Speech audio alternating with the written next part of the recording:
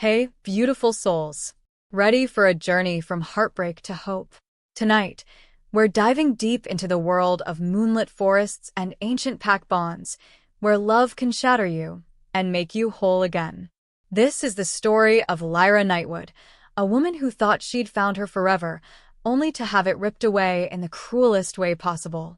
But sometimes, beautiful ones, the universe breaks us open so we can rebuild ourselves stronger than ever before. So grab your favorite blanket, dim those lights, and let your heart prepare for a story of rejection, redemption, and a love so powerful it'll rewrite the very stars themselves. Chapter 1. The mate bond snapping felt like dying. Lyra Nightwood collapsed to her knees in the sacred grove, her hands clawing at the earth as waves of agony crashed through her chest. Where moments before she'd felt the golden thread of connection to Marcus Blackthorn, her mate, her heart, her everything, now there was only a gaping void that screamed with phantom pain. "Please," she whispered to the ancient oaks surrounding her, their branches heavy with silver moonlight. "Please, this has to be a mistake." But the ritual stones still glowed with the power of what had just transpired. The severing. A ceremony so rare, so brutal, that most werewolves went their entire lives without witnessing one. And she was the one bleeding out in its aftermath. "It's done." Marcus's voice came from behind her, cold as winter steel. "The bond is broken, Lyra. You're free to go." She forced herself to stand, to face the man who'd been her world for 3 years. Alpha Marcus Blackthorn stood 10 feet away, his midnight black hair catching moonbeams, his steel-gray eyes empty of the warmth she'd once drowned in. Even now, seeing him in his full commanding presence, 6'4" of pure predator wrapped in an expensive black suit, her traitorous heart still stuttered. "Free?" The word tasted like ash on her tongue. "Marcus, you're my mate. The moon goddess herself. Made a mistake." His jaw clenched, the muscle jumping beneath his skin. "You're not strong enough, Lyra. The pack needs an alpha's mate who can stand beside me in battle, not someone who faints at the sight of blood." The memory flashed through her mind. Last week's rogue attack, her useless panic while pack members bled, Marcus having to shield her while coordinating the defense. Shame burned hot in her throat. "I can learn," she said, hating how small her voice sounded.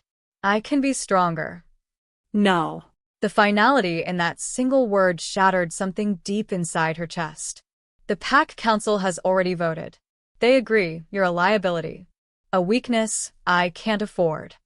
Elder Morgana stepped from the shadows, her ancient face carved from granite.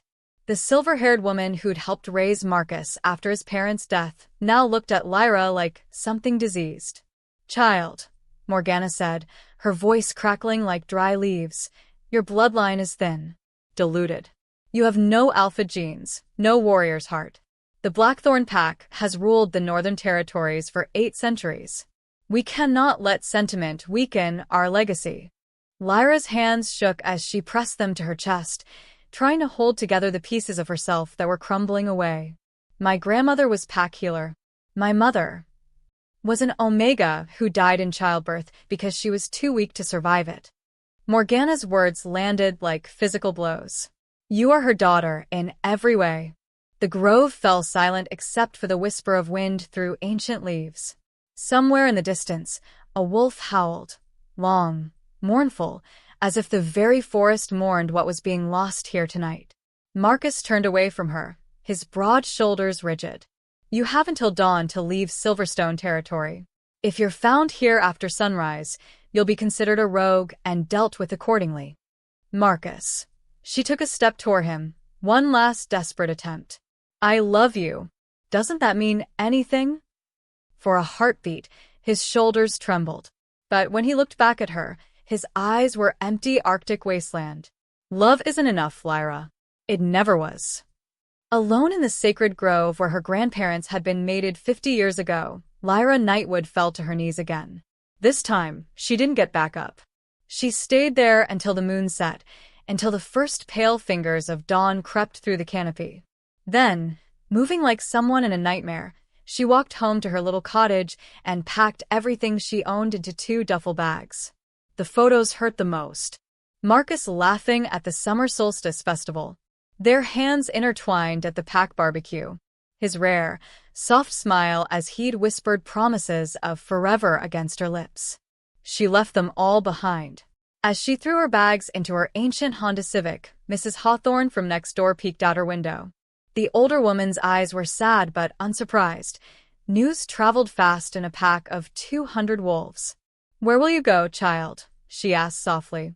Lyra stared down the winding road that led away from everything she'd ever known. "I don't know. There are packs down south," Mrs. Hawthorne offered. "Portland Pack is always looking for healers." But Lyra was already shaking her head. How could she explain that the thought of trying to find another pack, of having to prove herself worthy all over again, made her want to crawl into a hole and never come out? "Maybe I'm not meant for pack life," she whispered. The words felt like heresy. Werewolves were meant to live in packs, to find their place in the hierarchy, to belong somewhere. The idea of existing as a lone wolf was almost unthinkable. Almost. She started the engine with shaking hands. In her rearview mirror, she could see the towering pines that marked Silverstone territory, the mountains where she'd had her first shift, the home where she'd planned to raise Marcus's pups. A sob caught in her throat, but she swallowed it down. If the last 3 years had taught her anything, it was that showing weakness only made things worse.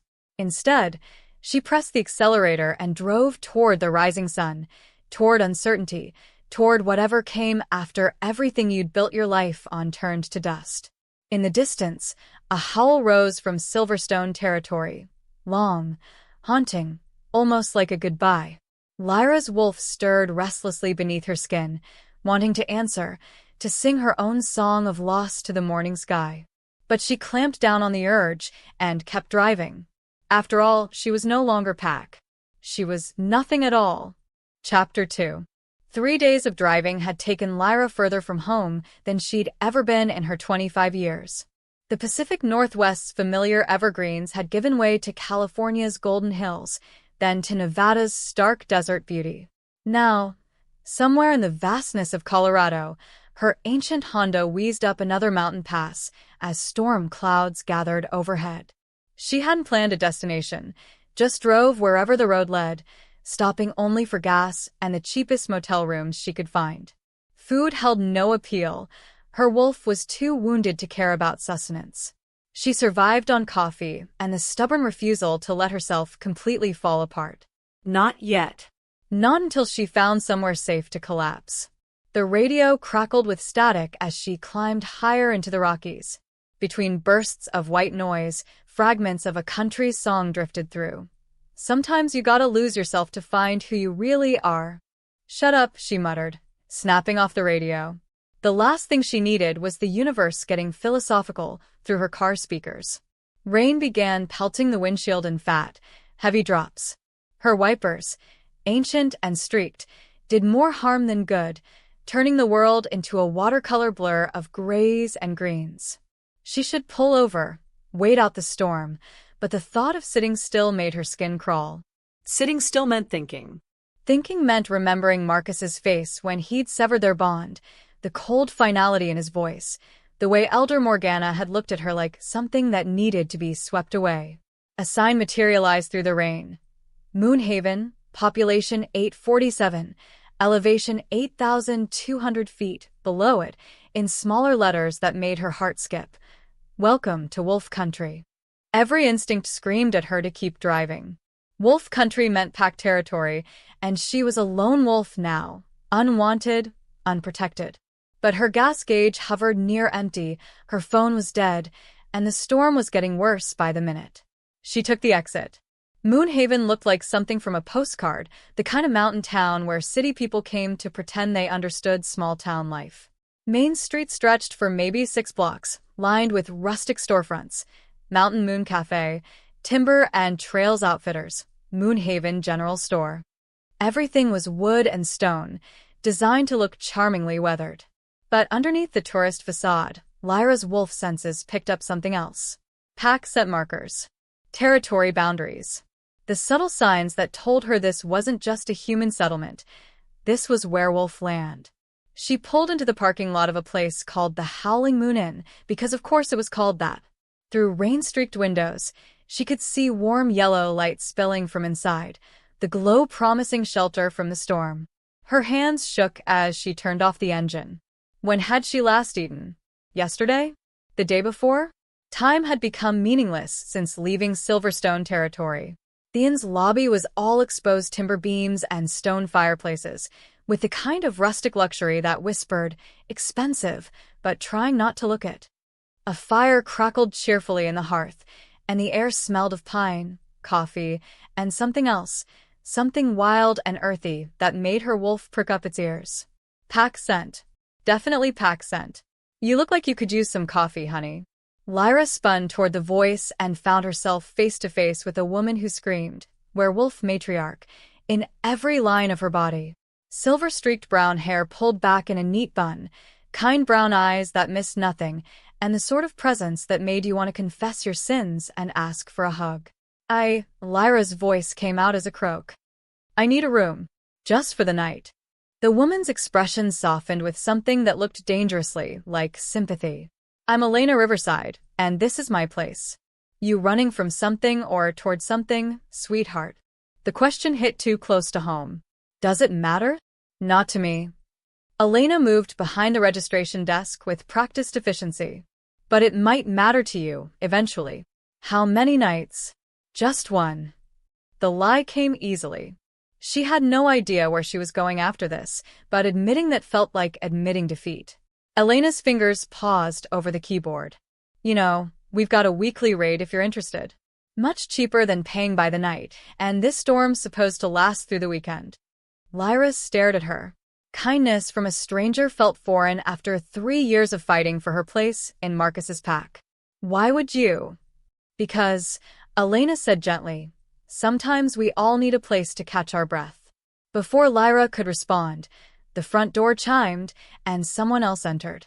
She turned automatically, and immediately wished she hadn't. The man who walked in was tall, broad-shouldered, with the kind of presence that drew every eye in the room. Dark hair still damp from rain, green eyes the color of deep forest shadows, and a face that belonged in magazines selling expensive watches or cologne. But it was his scent that made her wolf sit up and take notice. Pine and leather, and something wild that spoke of midnight runs through ancient forests. Alpha. Definitely Alpha. And he was looking straight at her with an expression of curious concern that made her stomach do uncomfortable flip-flops. Kael, Elena said warmly. Perfect timing. This is... She paused, looking at Lyra expectantly. Luna, Lyra said quickly, giving her middle name. The last thing she needed was word getting back to Silverstone territory about where she'd ended up. Luna Smith.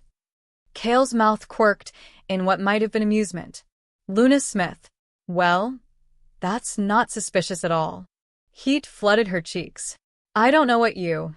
Relax, he said, his voice warm honey over gravel. We all have our reasons for needing to disappear for a while.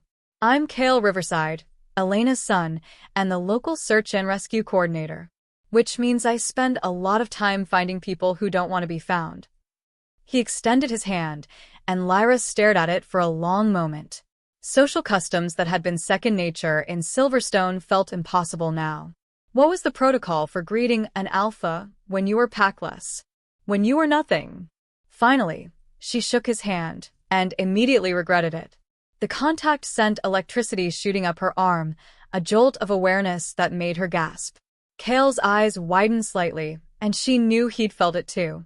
Whatever it was. She jerked her hand back like she'd been burned. Sorry, she mumbled. I need to get to my room. Elena was watching the exchange with interest. Room 237. Second floor, end of the hall. Kael, why don't you help her with her bags? No. The word came out sharper than she'd intended. 3 pairs of eyes turned to her, Elena's, Kael's, and those of an elderly man sitting by the fire who'd been pretending not to listen. I mean, I don't have much. I can manage. She practically fled to the registration desk, fumbling with her wallet to pull out her credit card. Elena processed the payment with the kind of professional discretion that suggested she'd seen plenty of people running from their demons. "Breakfast is served until 10, she said, handing over the key card. "And Luna? There's no judgment here. Whatever brought you to our little town, you're safe now." Safe. When was the last time she'd felt truly safe? Lyra nodded, not trusting her voice, and headed for the stairs. She could feel Kael watching her go, could sense the questions radiating from him like heat from a fire. Room 237 was small but cozy, with a queen bed covered in a quilt that looked handmade, a stone fireplace, and windows that looked out over the town's main street. Rain still streaked the glass, and she could see people hurrying between shops with umbrellas and newspapers held over their heads. Normal people living normal lives in what looked like a normal town. Except for the undercurrent of pack energy thrumming through everything, the way her wolf kept trying to sort out the various scent trails, the way that Alpha downstairs had looked at her like he was trying to solve a puzzle. She dropped her bags and collapsed onto the bed fully clothed, staring at the ceiling. 3 days ago, she'd been planning her future as an Alpha's mate. She'd had a home, a purpose, a place in the world. Now she was in some random mountain town, lying about her name to strangers and trying not to think about the way Kael Riverside's hand had felt against hers. "Miss Smith." Elena's voice came through the wood. "I brought you some tea and soup. Thought you might be hungry." Lyra closed her eyes. She should send her away. Should maintain distance, keep moving, not let herself get comfortable anywhere. That was what lone wolves did, they kept moving. But her stomach chose that moment to growl loud enough to wake the dead. She opened the door to find Elena holding a tray laden with what looked like homemade vegetable soup, fresh bread, and a steaming mug of something that smelled like chamomile and honey. "You don't have to." "Hush," Elena said, brushing past her into the room. "When's the last time you ate something that wasn't from a gas station?" The answer was embarrassing enough that Lyra didn't give it. Elena set the tray on the small table by the window and turned to face her with that maternal expression that seemed to see right through skin and bone to the wounded heart underneath. "You know," she said conversationally, "I've lived in this town for 37 years. Seen a lot of people come through. Tourists, hikers, folks looking for a fresh start. And I've gotten pretty good at reading the difference between someone on vacation and someone on the run." Lyra's hands clenched at her sides. "I'm not. Pack trouble?" Elena asked gently. The simple question hit like a physical blow. Lyra sank into the chair across from the food tray, her legs suddenly too weak to hold her up. "I can't talk about it," she whispered. "Don't have to." Elena moved to the window, looking out at the rain-soaked town below. "But I'll tell you what I told my Kael when he came back here 6 years ago looking like someone had put him through a meat grinder. Sometimes the worst thing that happens to us turns out to be the best thing that could have happened. We just can't see it at the time." Kael had pack trouble? Elena's smile was sad and knowing. Alpha trouble. Sometimes being an alpha means making choices that tear your heart out. And sometimes it means having your heart torn out by choices other people make. Before Lyra could ask what that meant, Elena was heading for the door. "Eat," she commanded. "Rest. And Luna? That storm's supposed to clear up by tomorrow afternoon. Might be nice weather for exploring the hiking trails around here. Kael could show you the good ones if you're interested." She was gone before Lyra could protest that she wasn't staying long enough for hiking, that she couldn't get involved with anyone, that she just needed to keep moving. But the soup was warm and rich and tasted like home, and the tea soothed the raw places in her throat. Outside, rain continued to fall, washing the world clean. For the first time in 3 days, Lyra let herself stop running. She was halfway through the soup when her phone buzzed, the first time it had made any sound since she'd left Silverstone territory. Her heart hammered as she checked the screen, half expecting to see Marcus's name. Instead, it was a text from her cousin Rebecca, the only family member who'd stayed in touch after her parents died. "Heard about what happened. Call me when you can. Love you." Lyra stared at the message for a long moment. News traveled fast in werewolf circles, apparently. By now, every pack from British Columbia to California probably knew that Marcus Blackthorne had severed his mate bond with the weak Omega who wasn't worthy of him. She turned off the phone without responding. Tomorrow, She'd figure out where to go next. Tomorrow, she'd get back on the road and keep running until she found, what? A place where being packless didn't feel like wearing a scarlet letter? A place where she could build some kind of life from the ashes of her old one? Tonight, though, she was warm and fed and listening to rain on the roof. Tonight, she was allowing herself the luxury of not being in motion. And if she found herself thinking about forest green eyes and a voice like warm honey, well, everyone was entitled to their distractions. Even broken-hearted lone wolves who were definitely not staying in Moonhaven any longer than absolutely necessary. Chapter 3. Lyra woke to sunlight streaming through gauze curtains and the unfamiliar sound of silence. No traffic. No sirens. No pack members starting their day with the controlled chaos of 200 werewolves trying to coordinate breakfast, territory patrols, and getting pups ready for school. Just quiet. The kind of deep mountain quiet that made her wolf stretch contentedly for the first time in days. She'd slept for 12 hours straight. Sitting up in the unfamiliar bed, yesterday came rushing back. The storm, Elena's kindness, Kael's forest green eyes, and the electric shock of his touch. In daylight, with coffee-scented air drifting through the old building and her stomach actually interested in food again, last night felt like someone else's life. She was supposed to be back on the road by now. That had been the plan, one night in Moonhaven, then keep moving until she found, what? The question that had haunted her for 3 days still didn't have an answer. Luna? You alive in there? Elena's voice carried the kind of maternal authority that brooked no argument. Coffee's hot downstairs, and I made my famous blueberry pancakes. Don't make me come in there and drag you down by your ear. Despite everything, Lyra found herself smiling. When was the last time someone had threatened to drag her anywhere with such obvious affection? I'll be right down, she called back, surprised by how steady her voice sounded. 20 minutes later, showered and wearing clean jeans and a soft gray sweater that didn't smell like 3 days of grief driving, she made her way downstairs to the inn's dining room. The space was cozy and welcoming, with maybe a dozen tables scattered between exposed stone walls. Most were empty. Apparently Moonhaven didn't get many tourists on random Thursday mornings in September. But at a corner table by the windows, Kael Riverside sat with a cup of coffee and what looked like search and rescue maps spread around him. He looked up when she entered, and their eyes met across the room. The same electric awareness from last night hit her like a physical force. Her step faltered, heat rushing to her cheeks as she remembered the way his hand had felt against hers, the way her wolf had practically purred at his scent. "Good morning, Luna." His voice was warm honey again, and the way he said her fake name made it sound like an endearment. Elena's pancakes are worth breaking a few traffic laws for. She managed a small smile, grateful that he wasn't pushing for real conversation. I don't usually eat much breakfast. That's about to change.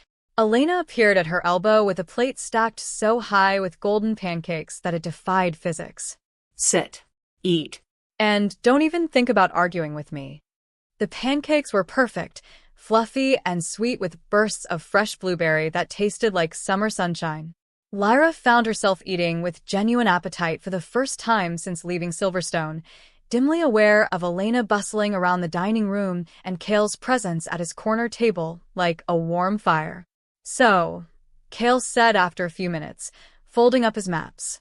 "Elena mentioned you might be interested in some local hiking trails?" Lyra nearly choked on her coffee. She did. His grin was boyish and devastating. "My mother is many wonderful things, but subtle isn't one of them. She's been trying to set me up with every unattached female who comes through town for the past 2 years. Oh. Heat flooded her face. "I'm sorry, I didn't mean to. She doesn't know that I'm not, that I can't." "Hey." His voice gentled. "Breathe." I wasn't complaining. Their eyes met again, and this time Lyra couldn't look away. There was something in his expression, understanding, maybe, or recognition. Like he saw the broken places in her and wasn't afraid of them. "The truth is," he continued, his voice dropping to something more intimate, "I could use the company. And you look like someone who might appreciate getting out of her own head for a few hours." She should say no. Should thank him politely, check out of the inn, and get back on the road. That was the plan. That was what lone wolves did. But the thought of spending another day driving aimlessly through unfamiliar territory, with nothing but her own thoughts for company, made her stomach clench with something that might have been panic. "I don't have hiking boots," she said, which wasn't exactly a yes but wasn't a no either. Elena keeps a collection of loaner gear for guests. "What size?" 7.5. Perfect. "There's a trail about 10 minutes from here that leads to a waterfall. Nothing too strenuous. Maybe 3 miles round trip. You up for it?" She looked down at her empty plate, surprised to realize she'd eaten everything Elena had given her. When had she started feeling hungry again? When had the constant ache in her chest faded to something manageable? "Okay," she heard herself say. "But just for a few hours. I need to get back on the road this afternoon." Something flickered in Kael's eyes, disappointment, but he just nodded. "Of course. I'll meet you in the lobby in 20 minutes. An hour later, they were walking single file up a narrow trail that wound through aspens just starting to turn gold with autumn. Kael led the way, pointing out landmarks and sharing stories about growing up in these mountains, while Lyra tried not to notice the way his shoulders moved under his flannel shirt or how his laugh rumbled like distant thunder. The morning air was crisp and clean, scented with pine, and something wild that made her wolf want to break free and run. For the first time in days, she felt almost peaceful. "So," Kael said as they paused at a switchback to catch their breath, "what's your story, Luna Smith?" The question she'd been dreading. "Not much of a story. Everyone has a story." He settled onto a fallen log and gestured for her to join him. "And anyone who drives across 3 states with everything they own in 2 duffel bags definitely has a story." She perched on the far end of the log, maintaining careful distance between them. "How do you know I drove across 3 states?" "License plate. Washington State. But your accent has a little bit of everything, some Pacific Northwest, some California, some, I don't know, East Coast? Like you've lived in a lot of places or spent time with people from a lot of places." Heat crept up her neck. She'd forgotten how observant alphas could be. "You sound like a cop. Search and rescue. Close enough." His grin took the sting out of the words. "But I'm not interrogating you. Just curious. It's not often someone shows up in Moonhaven looking like they're carrying the weight of the world." Lyra stared out at the valley spread below them, endless mountains rolling toward the horizon, painted in shades of green and gold and purple shadow. It was beautiful in a way that made her chest tight. "Have you ever had something you thought was forever just end?" she asked quietly. "Yes." The single word held a world of understanding. She looked at him, really looked at him for the first time. There were lines around his eyes that spoke of laughter, but also deeper ones that whispered of pain. His hands were scarred from outdoor work, but he wore them like someone comfortable in his own skin. "What happened?" she found herself asking. He was quiet for so long she thought he wouldn't answer. "Then, I was alpha of a pack down in Denver. Had a mate, a life I thought was perfect. Turns out perfect is just another word for fragile." The raw honesty in his voice made her chest ache. "What happened to her?" "Car accident. Drunk driver." His hands clenched into fists on his knees. She was coming home from a pack meeting, and some asshole who'd had too many beers at happy hour decided to run a red light. "I'm sorry." The words felt inadequate, but they were all she had. "That was 6 years ago. I couldn't stay in Denver after that. Couldn't be the alpha everyone needed me to be when I could barely get out of bed in the morning. So I came home, and Elena fed me soup and let me fall apart in her guest room until I remembered how to be human again." They sat in comfortable silence for a few minutes, 2 wounded souls sharing space on a mountain trail.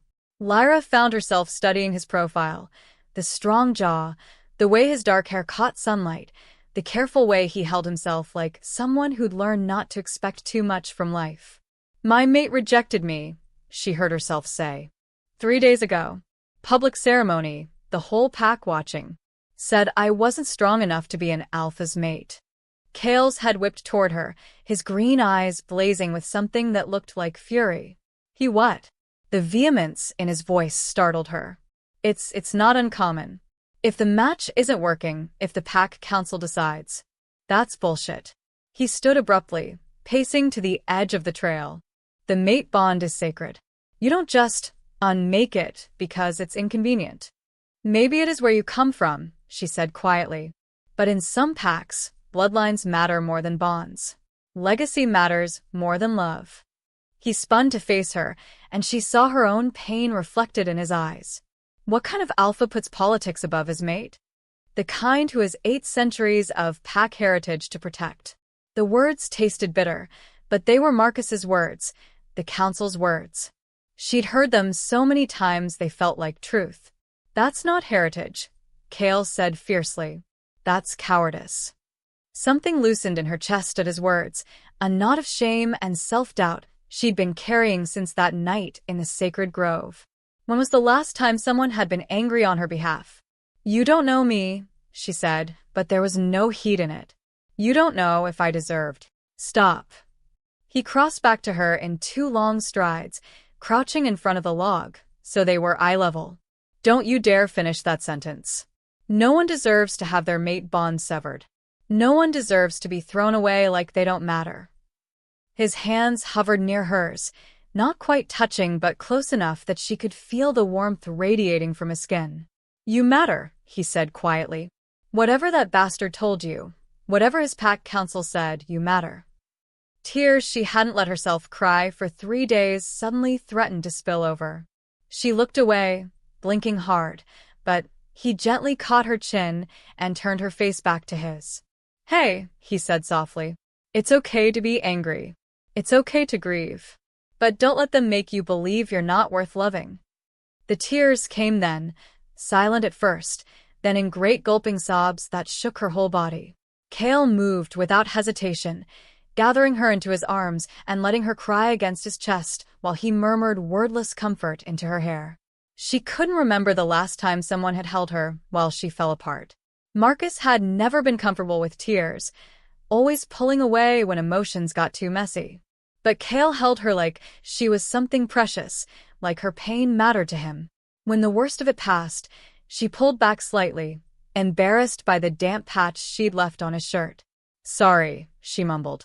I got you all. Don't apologize for grieving, he said firmly.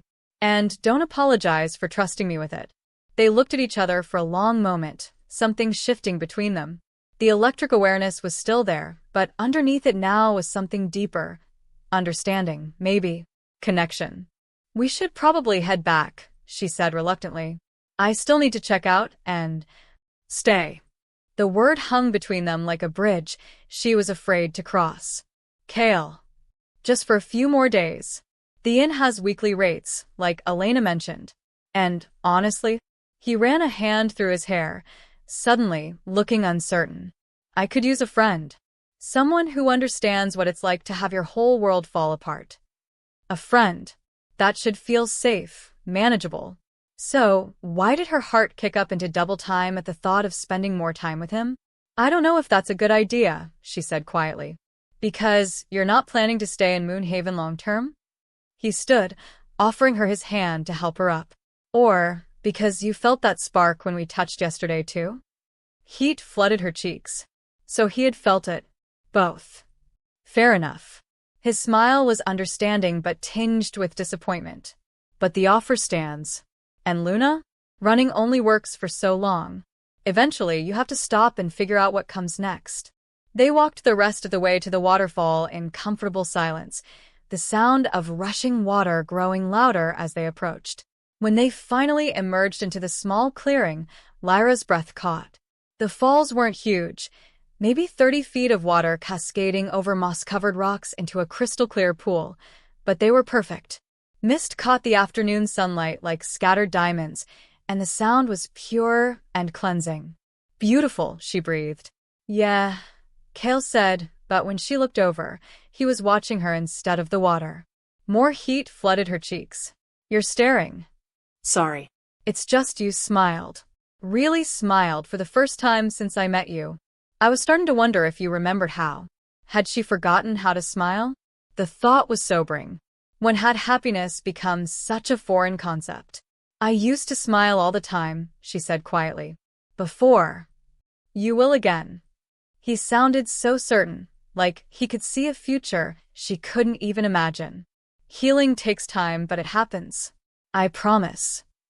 They stood by the falls for another few minutes, breathing mist-laden air and listening to the eternal conversation between water and stone. Lyra found herself relaxing in ways she hadn't in months, her wolf settling into something that might have been contentment. Maybe Kael was right. Maybe running only worked for so long. On the walk back to town, as the trail wound down through golden aspens and the late afternoon sun painted everything in honey light, Lyra made a decision that terrified and thrilled her in equal measure. Elena's weekly rate, she said as they approached the inn's parking lot. How weekly are we talking? Kael's step faltered. Are you saying? I'm saying maybe I could use a friend too. She looked up at him, her heart hammering against her ribs. And maybe a few more days of Elena's pancakes wouldn't kill me. His smile was like sunrise after the longest night. Elena's going to be insufferable. You know that, right? She'll take complete credit for you staying. Will she be wrong? The question slipped out before she could stop it, loaded with implications that made the air between them shimmer with possibility. No, he said quietly. She won't be wrong. They'd reached the inn's front door, but neither of them moved to go inside. The moment felt suspended, full of potential and the kind of electric awareness that made her skin tingle. Kael, she started, not sure what she wanted to say. I know, he said softly. Too soon. Too complicated. Too much. All of that. But, she looked up at him, this kind alpha who'd held her while she cried and made her remember what it felt like to smile. But maybe healing doesn't have to be a solo journey. Maybe not, he agreed. They stood there for another heartbeat, the autumn air crisp around them and possibility humming like electricity between their bodies. Then Elena's voice drifted through the open windows. Kael, Marcus Riverside, if you don't bring that girl inside for some hot chocolate, I'm coming out there with a wooden spoon. They both laughed, the tension breaking like a fever. Marcus. Lyra raised an eyebrow as they headed inside. Really? Kael's cheeks reddened. Family name. Every Riverside male for the past 4 generations. Huh. She pushed the door open, warm air and the scent of cinnamon washing over them. Good thing I like the name Kael better. As they stepped into the inn's welcoming lobby, Lyra felt something she hadn't experienced in days, anticipation for tomorrow. Maybe she was making a mistake. Maybe staying was just another form of running. But for the first time since that night in the sacred grove, she was looking forward instead of backward. And maybe that was a start. Chapter 4. 4 days in Moonhaven had given Lyra something she hadn't expected: routine. Morning coffee with Elena in the inn's kitchen while the older woman shared gossip about the town and pack. Afternoons helping with small tasks around the property, grateful for work that kept her hands busy and her mind occupied. Evenings spent reading by the fire in the lobby, hyper-aware of Kael's presence when he stopped by to check on his mother or share dinner. It felt dangerously close to belonging. Hand me that oregano, would you, dear? Elena asked, stirring a pot of what smelled like heaven. And stop looking so guilty about enjoying yourself. Lyra paused in her vegetable chopping. I don't look guilty. Honey, you look like someone who's afraid the universe is going to snatch away anything good that happens to you. Elena's brown eyes were kind, but knowing. Trust me, I recognize the expression. Kael wore it for about 2 years after he came home. The knife stilled in Lyra's hand. She'd been thinking about Kael more than was wise. The way he'd held her by the waterfall, how his laugh rumbled through his chest, the careful way he treated her like she was something precious instead of something broken. It's not that simple, she said quietly. Isn't it? Elena wiped her hands on her apron and turned to face her fully. You're both adults. You're both free. You both have eyes that follow each other around a room like magnets. Heat flooded Lyra's cheeks. Elena. I'm not saying you should rush into anything, the older woman continued. Goddess knows you've both been through enough. But sometimes healing happens faster when you're not doing it alone. Before Lyra could respond, voices drifted from the lobby. Kael's familiar rumble and someone else, a woman with a crisp professional tone that made Lyra's wolf prick up its ears. "I need to speak with the woman who checked in under the name Luna Smith," the stranger was saying. "It's pack business." Lyra's blood turned to ice water. The knife clattered from her suddenly nerveless fingers, and Elena was beside her in an instant. "What is it, dear?" But Lyra was already backing toward the kitchen's rear exit, every instinct screaming at her to run. Pack business. Someone had found her. Someone from Silverstone, or maybe another pack who'd heard about the severed mate bond and wanted to verify the gossip. She made it 3 steps before Kael appeared in the kitchen doorway, his expression grim. "Luna," he said quietly. "There's someone here to see you. Says her name is Rebecca Ashford from the Pacific Northwest Pack Alliance." Rebecca. Her cousin. The only family member who'd reached out after the rejection. Relief and terror warred in Lyra's chest. Rebecca meant safety, but she also meant facing reality, answering questions, making decisions about what came next. The comfortable bubble of routine and healing that Moonhaven represented was about to pop. "I'll tell her you're not here," Kael said, reading her expression with disturbing accuracy. No. Lyra straightened her shoulders, drawing on reserves of strength she was surprised to find. "It's okay. She's family." Elena squeezed her hand. "We'll be right here if you need us." Rebecca Ashford stood in the inn's lobby like a beacon of pack authority, tall, auburn-haired, dressed in a perfectly tailored blazer that screamed alpha female, even though she was technically a beta. At 32, she built a career as a mediator between packs, the kind of wolf who commanded respect in any room she entered. She was also the closest thing to a sister Lyra had ever had. "Jesus, Lyra." Rebecca crossed the lobby in 3 quick strides and pulled her into a fierce hug. "I've been worried, sick. You disappeared without a trace. Wouldn't answer your phone." "I needed space," Lyra mumbled into her cousin's shoulder, breathing in the familiar scent of pine and vanilla that meant home in ways Silverstone never had. Space, yes. Vanishing into thin air like some kind of rogue, no. Rebecca pulled back to study her face with sharp green eyes. "You look better than I expected, actually. I was afraid I'd find you in some dive motel living on gas station coffee and self-pity." Despite everything, Lyra found herself smiling. "Elena's pancakes are much better than gas station coffee." "Elena?" Rebecca's gaze shifted to take in the inn's cozy lobby, lingering on Kael, who was trying to look busy organizing search and rescue maps while obviously listening to every word. "The innkeeper," Lyra said quickly. "She's been very kind." "I see." Rebecca's tone suggested she saw quite a bit more than Lyra was saying. "And this is?" "Kael Riverside," he said, stepping forward with his hand extended. "Elena's son. And you're the cousin who's been trying to call." "Rebecca Ashford, Pacific Northwest Pack Alliance." She shook his hand with the brisk efficiency of someone accustomed to pack politics. "I don't suppose you've been keeping an eye on our girl here?" "She's been keeping an eye on herself," Kael said mildly, but Lyra caught the protective edge in his voice. "Though we've enjoyed having her in town." Rebecca's eyebrows rose slightly. "Have you now?" This was going sideways fast. Lyra stepped between them before Rebecca could start the interrogation she was clearly warming up to. "Maybe we could talk privately," she suggested. "There's a little cafe down the street." "Actually," Elena's voice came from the kitchen doorway, "why don't you use the private dining room upstairs? I'll bring coffee and some of those lemon bars Rebecca looks like she could use." How Elena had determined Rebecca's sweet tooth from a 30-second interaction was beyond Lyra, but her cousin's expression did soften slightly at the mention of lemon bars. The private dining room was small and comfortable, with windows that looked out over Moonhaven's main street. Rebecca settled into a chair across from Lyra and studied her with the intensity of someone conducting a professional assessment. "You look good," she said finally. "Rested. Like you've been eating actual food instead of surviving on pride and stubbornness."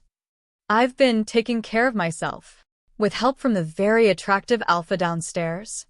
Heat crept up Lyra's neck. "It's not like that, isn't it?" Rebecca leaned back in her chair. "Because from where I'm sitting, it looked like a man who's invested in your well-being." And you look like a woman who's remembered she's allowed to have people care about her. Elena bustled in with a tray laden with coffee, cream, sugar, and what looked like the most perfect lemon bars in existence. She served them with maternal efficiency, clearly listening to every word while pretending to focus on arranging napkins. "There now," she said, straightening. "Rebecca, those lemon bars have won 3 county fair blue ribbons, so don't be shy. And Lyra, dear, you remember what I said about letting good things happen." She was gone before either of them could respond, leaving behind the scent of lemon and vanilla and the distinct impression that she'd just given her blessing to whatever was developing between Lyra and her son. Rebecca bit into a lemon bar and moaned appreciatively. "Okay, I take back every concern I had about you hiding out in some random mountain town. If this woman wants to adopt you, let her." "Rebecca, I'm serious." Her cousin's expression sobered. "Do you have any idea what it's been like, watching you disappear after what that bastard did to you? I was ready to drive up to Silverstone and castrate Marcus Blackthorne myself."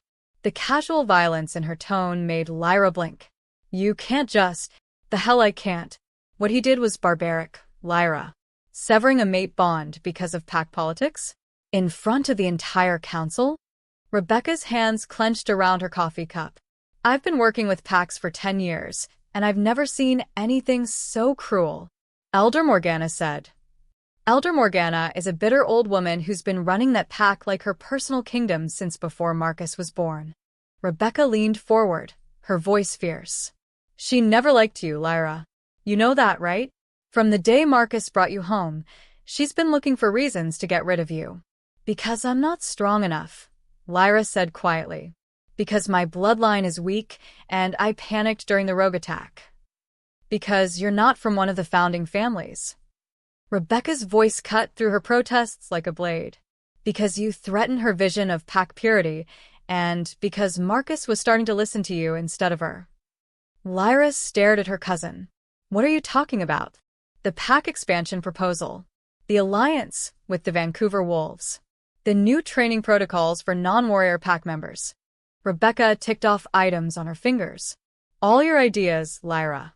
All things Marcus was implementing over Morgana's objections." "Those weren't my—" "The hell they weren't. I've seen the emails, heard the conversations.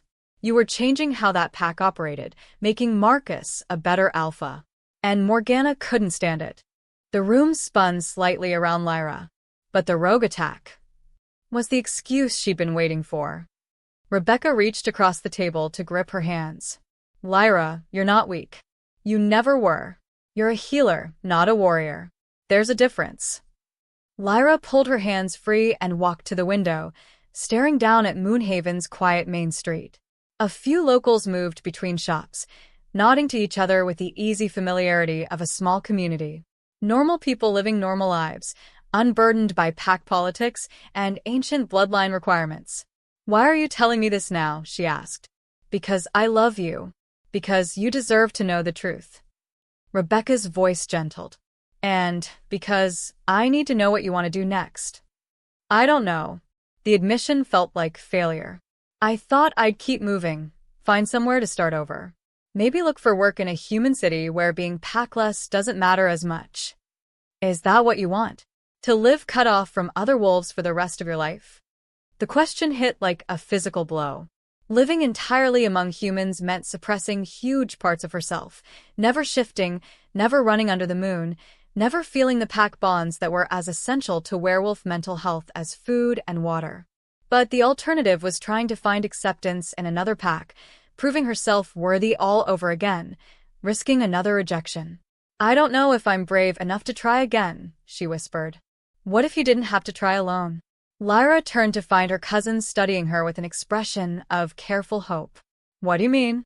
"The Pacific Northwest Pack Alliance has been talking about establishing a sanctuary territory," Rebecca said slowly. "A place for wolves between packs, those who've been exiled, rejected, or just need time to heal.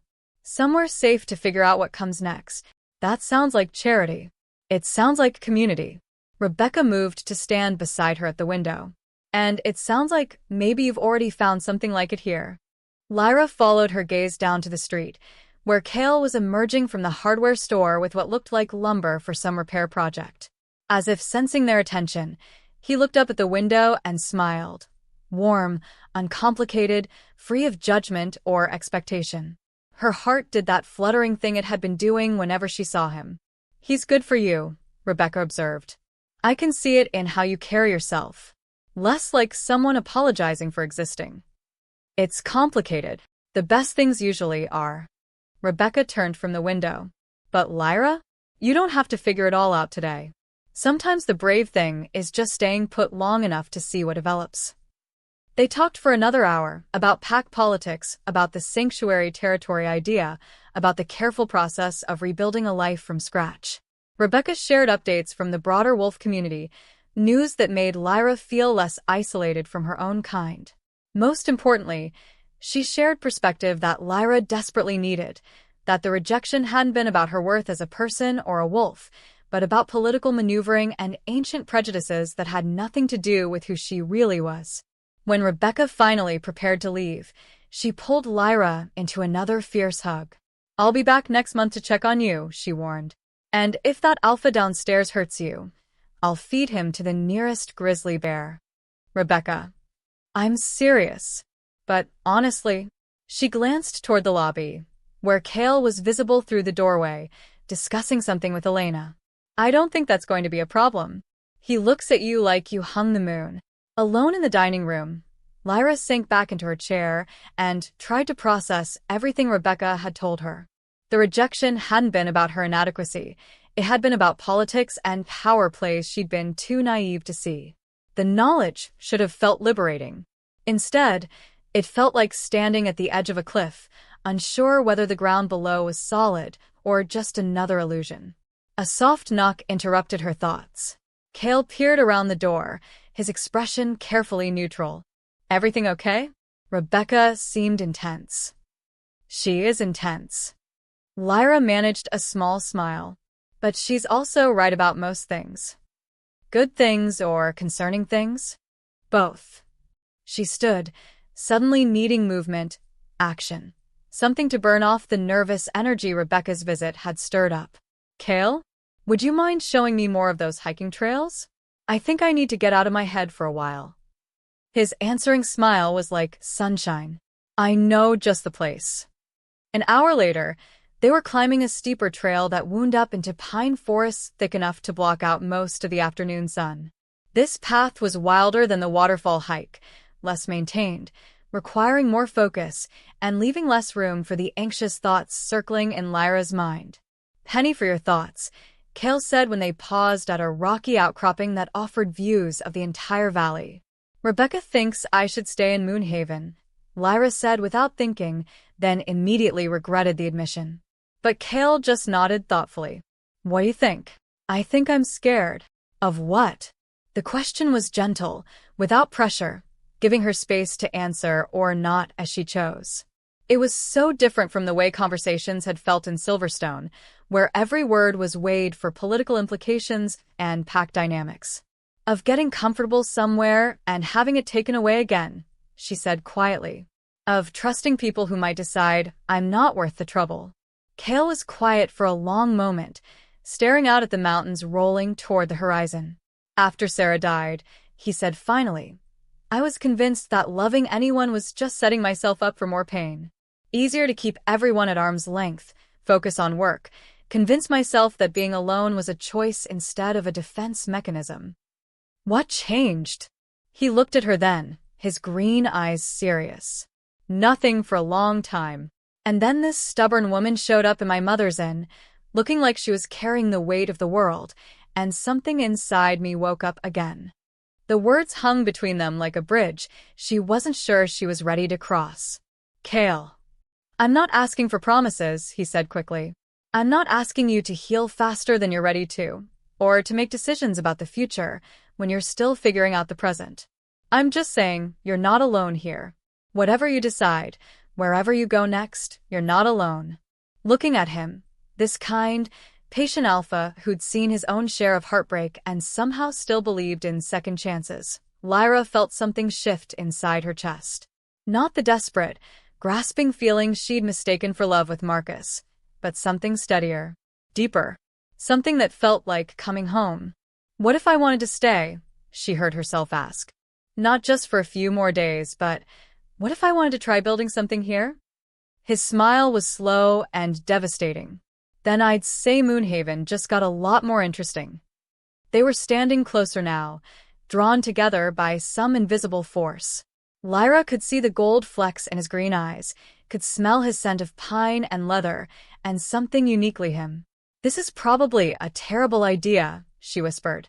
Probably, he agreed, his hand coming up to cup her cheek with infinite gentleness. I'm still healing. I know. I might run again. I'll take that risk. When he kissed her, it was nothing like the claiming, possessive kisses she'd known with Marcus. This was soft, questioning, giving her every opportunity to pull away. When she didn't, when she stepped closer instead, her hands fisting in his flannel shirt, he deepened the kiss with a reverence that made her chest tight. It felt like promise, like possibility, like maybe, just maybe, she was ready to stop running. When they finally broke apart, both breathing hard, Kael rested his forehead against hers. So, he said, his voice rough with emotion, was that a yes to staying? Lyra laughed, surprising herself with the sound. Ask me again tomorrow. I will, he promised. And the day after that, if necessary. As they made their way back down the mountain trail, Lyra felt something she hadn't experienced in months, excitement about the future. Not certainty, not the naive confidence she'd once had in her life with Marcus, but genuine anticipation for what tomorrow might bring. Maybe Rebecca was right. Maybe the brave thing wasn't running towards something or away from it, but staying put long enough to see what grew in the space between heartbreak and hope. And maybe, just maybe, she was finally ready to find out. Chapter 5.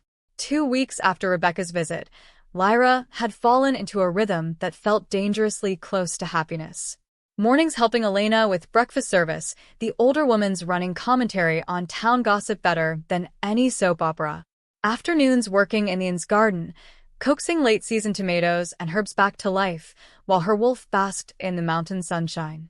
Evenings spent with Kael, sometimes hiking, sometimes just talking by the fire, always with that careful, building intimacy that made her heart race and her walls crumble a little more each day. She'd even started thinking about what staying in Moonhaven might look like long-term. Maybe helping Elena run the inn, or starting her own healing practice for the local pack.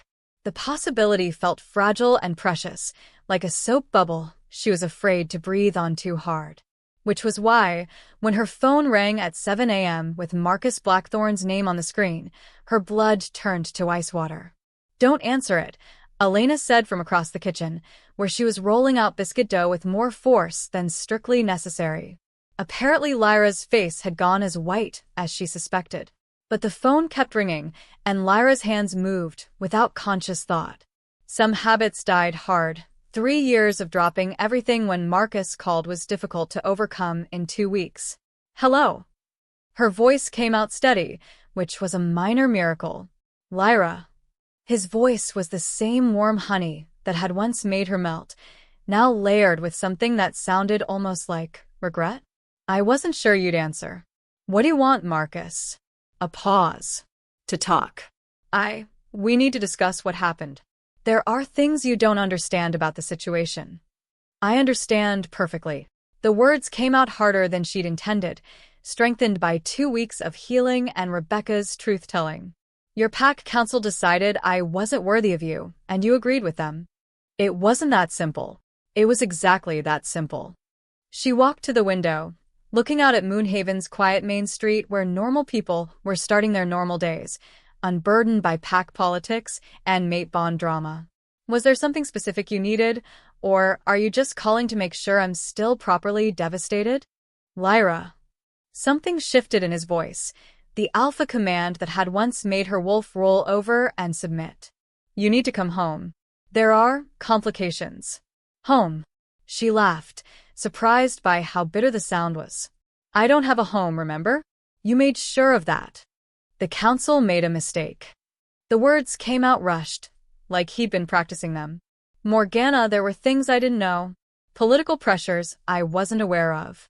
If you come back, we can… We can what? Ice settled in her stomach. Restore the mate bond you severed in front of the entire pack. Pretend you didn't throw me away the moment it became convenient. The bond wasn't completely severed, Marcus said quietly. The ceremony was incomplete. There are ways to repair what was broken, if both parties are willing. The phone slipped in Lyra's suddenly nerveless fingers. Elena was beside her in an instant, steadying her with gentle hands while Kael's voice drifted from the lobby. He must have arrived for his morning coffee. You're lying, she whispered into the phone. I'm not. Ask any pack historian. The severing ritual requires specific lunar conditions that weren't present that night. What we did was ceremonial, not mystical. The bond is damaged, but it can be healed. The world tilted sideways. If Marcus was telling the truth, it meant the past 2 weeks. The healing, the growing feelings for Kael, the tentative hope for a future in Moonhaven, were built on false foundations. It meant she was still mated to Marcus Blackthorn.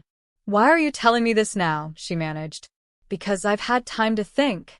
To realize what I lost when I let the council manipulate me into that farce of a ceremony.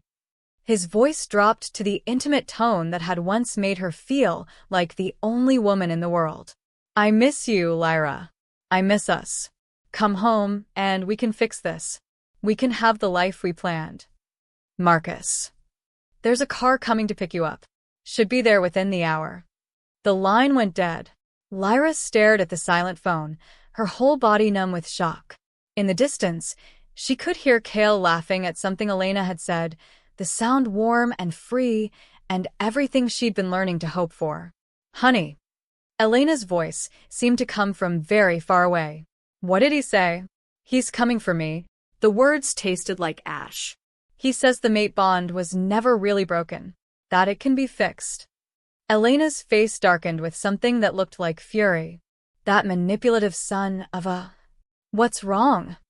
Kael's voice changed the moment he saw Lyra's face, all the casual warmth draining out of it.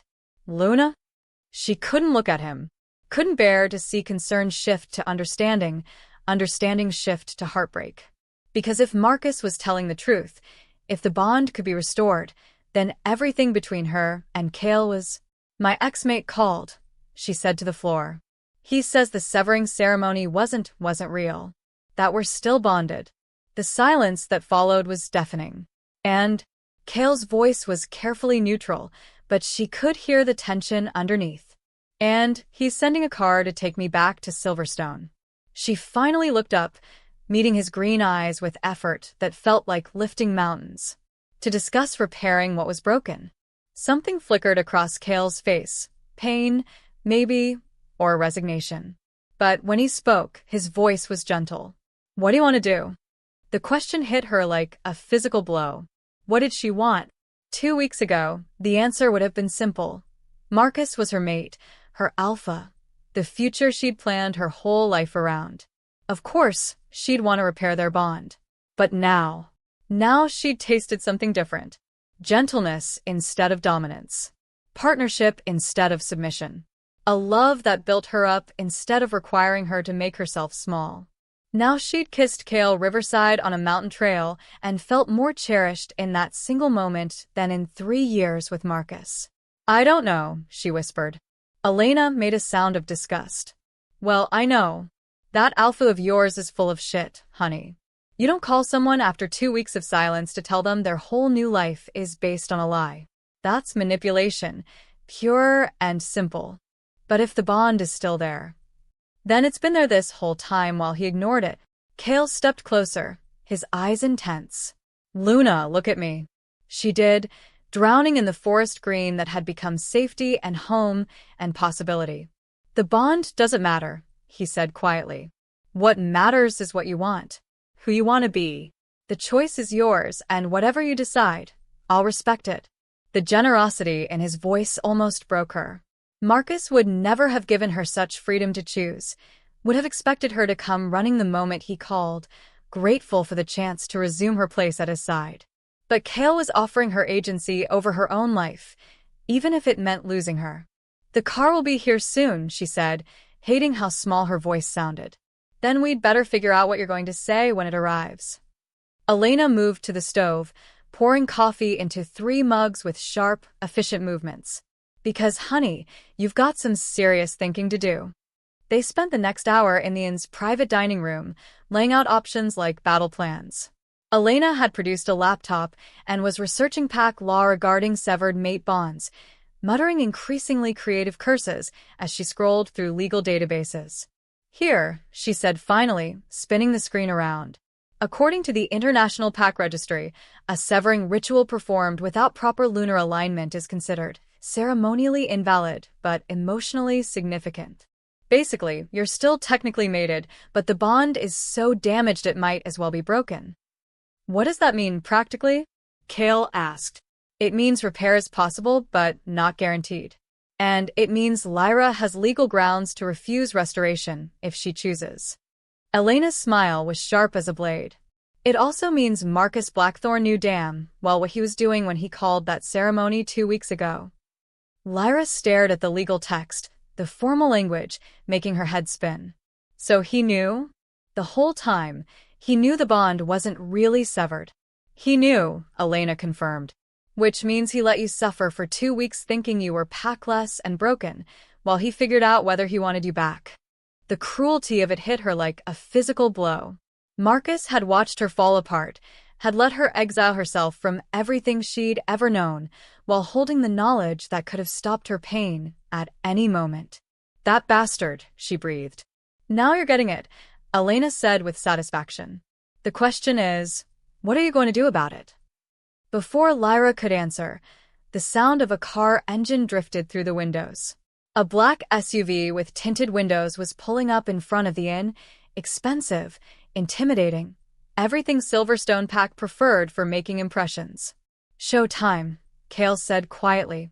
Lyra stood on shaking legs, smoothing her hands over her jeans and wondering why she suddenly felt like she was preparing for battle. Through the window, she could see 2 figures getting out of the SUV. One was definitely Marcus, tall and commanding in a charcoal suit that probably cost more than most people made in a month. The other was Elder Morgana, silver hair gleaming in the morning sun, her expression as warm as Arctic wind. They brought backup, she murmured. So do you, Elena said firmly, moving to stand beside her. This is my territory, my inn. They want to have a conversation, they can have it on my terms. Kael moved to Lyra's other side, close enough that she could feel the warmth radiating from his body. You don't have to do this alone. The front door chimed, and Elena went to greet their unwelcome visitors with a kind of aggressive hospitality that Southern women had perfected into an art form. Well, her voice drifted from the lobby. Marcus Blackthorne. Fancy seeing you in my establishment. And Morgana, still spreading sunshine wherever you go, I see. Elena Riverside. Marcus's voice was cool but polite. We're here to see Lyra. Pack business. I'm sure you are. She'll be right with you, just as soon as she finishes her breakfast.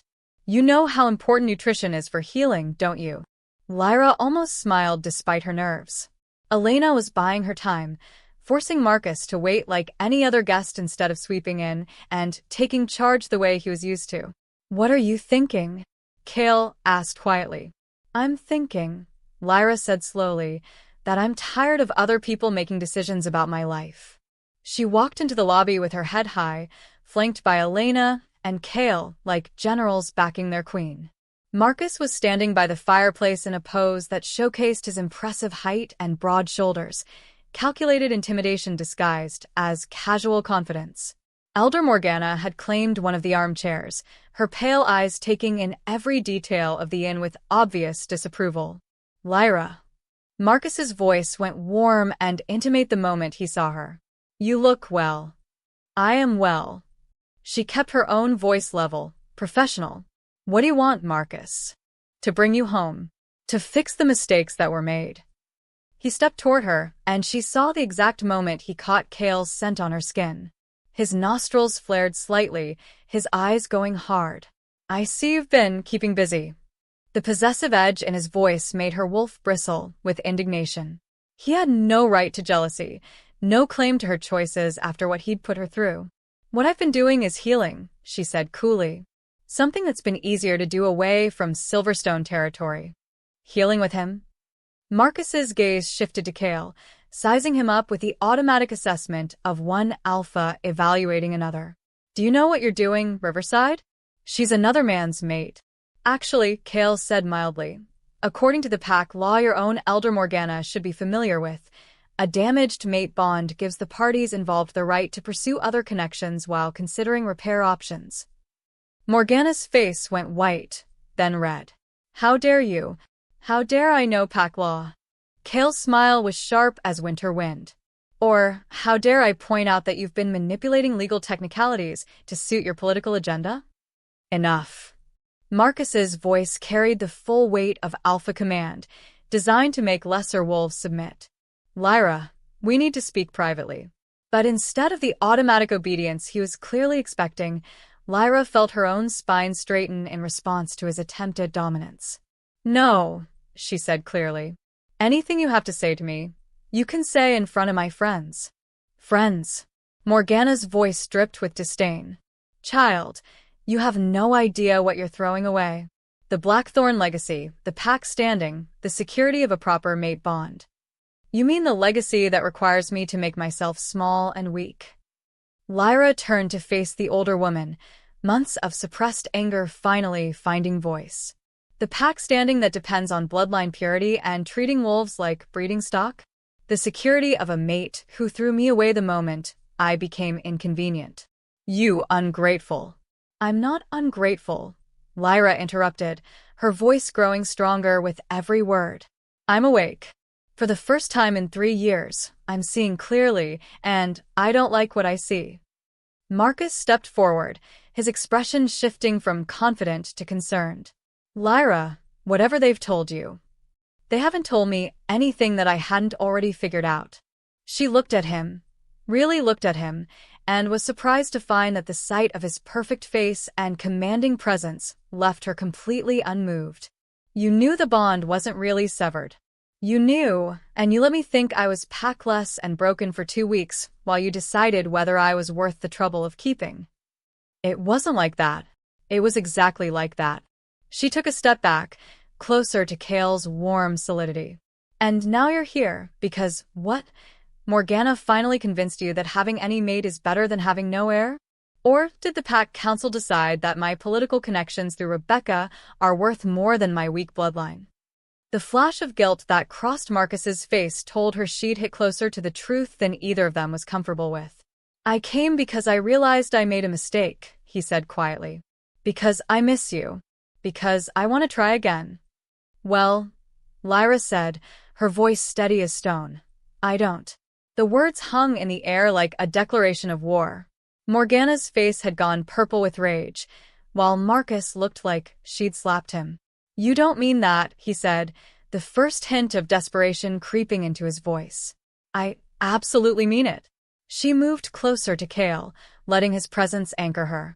I don't want to repair our bond, Marcus. I don't want to come back to Silverstone.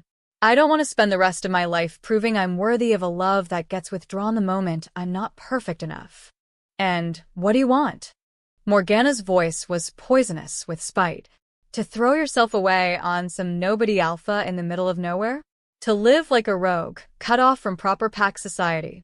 I want, Lyra said clearly, to choose my own life. To be with someone who values me for who I am, not what I can do for his political standing. To build something real instead of maintaining something hollow. She turned to look at Kael, who was watching her with an expression of wonder and fierce pride. I want to stay in Moonhaven, she said, loud enough for everyone to hear. I want to make a life here, with people who care about me. And I want to see where this goes. She gestured between herself and Kael. With him.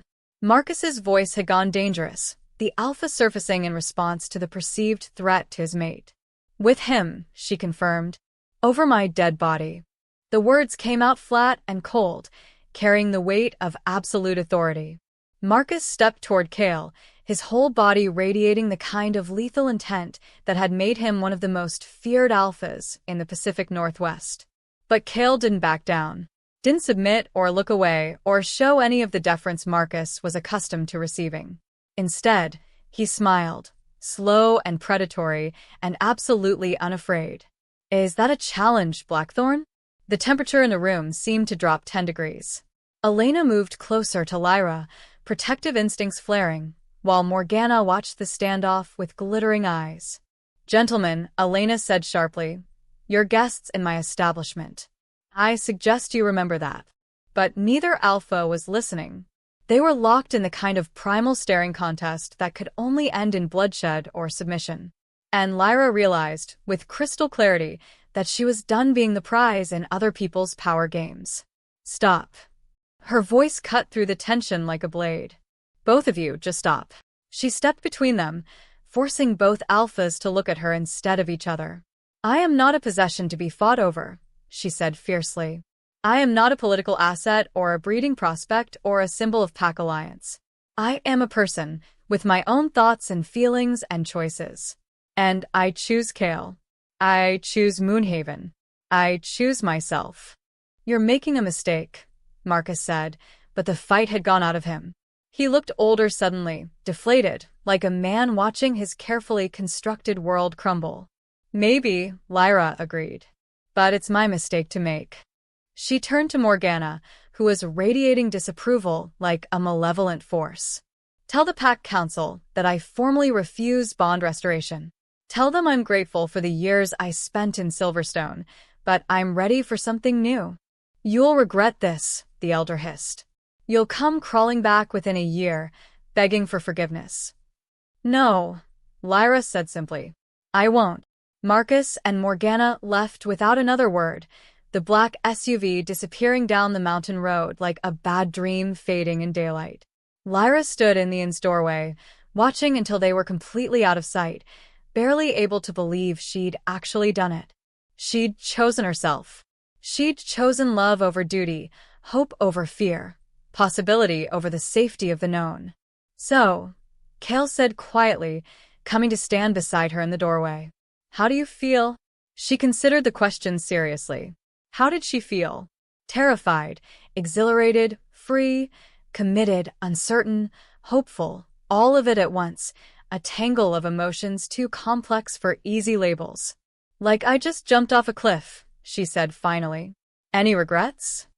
She looked at him, this kind, patient alpha who'd helped her remember how to smile, who'd held her while she cried and never tried to fix her, just loved her through the healing. Ask me again in 50 years, she said, echoing their conversation from the mountain trail. His laugh was warm as sunlight. I plan to. When he kissed her this time, it felt like a beginning instead of a question, like a promise instead of a possibility. Like coming home to herself at last. Chapter 6. 3 days after Marcus and Morgana's visit, Lyra was discovering what it felt like to breathe freely for the first time in years. The confrontation had left her emotionally drained but oddly energized, like a storm that clears the air and leaves everything fresh and new. She'd half expected to feel regret or doubt about her choice, but instead she felt lighter. Like she'd been carrying a weight she hadn't realized was there until it was gone.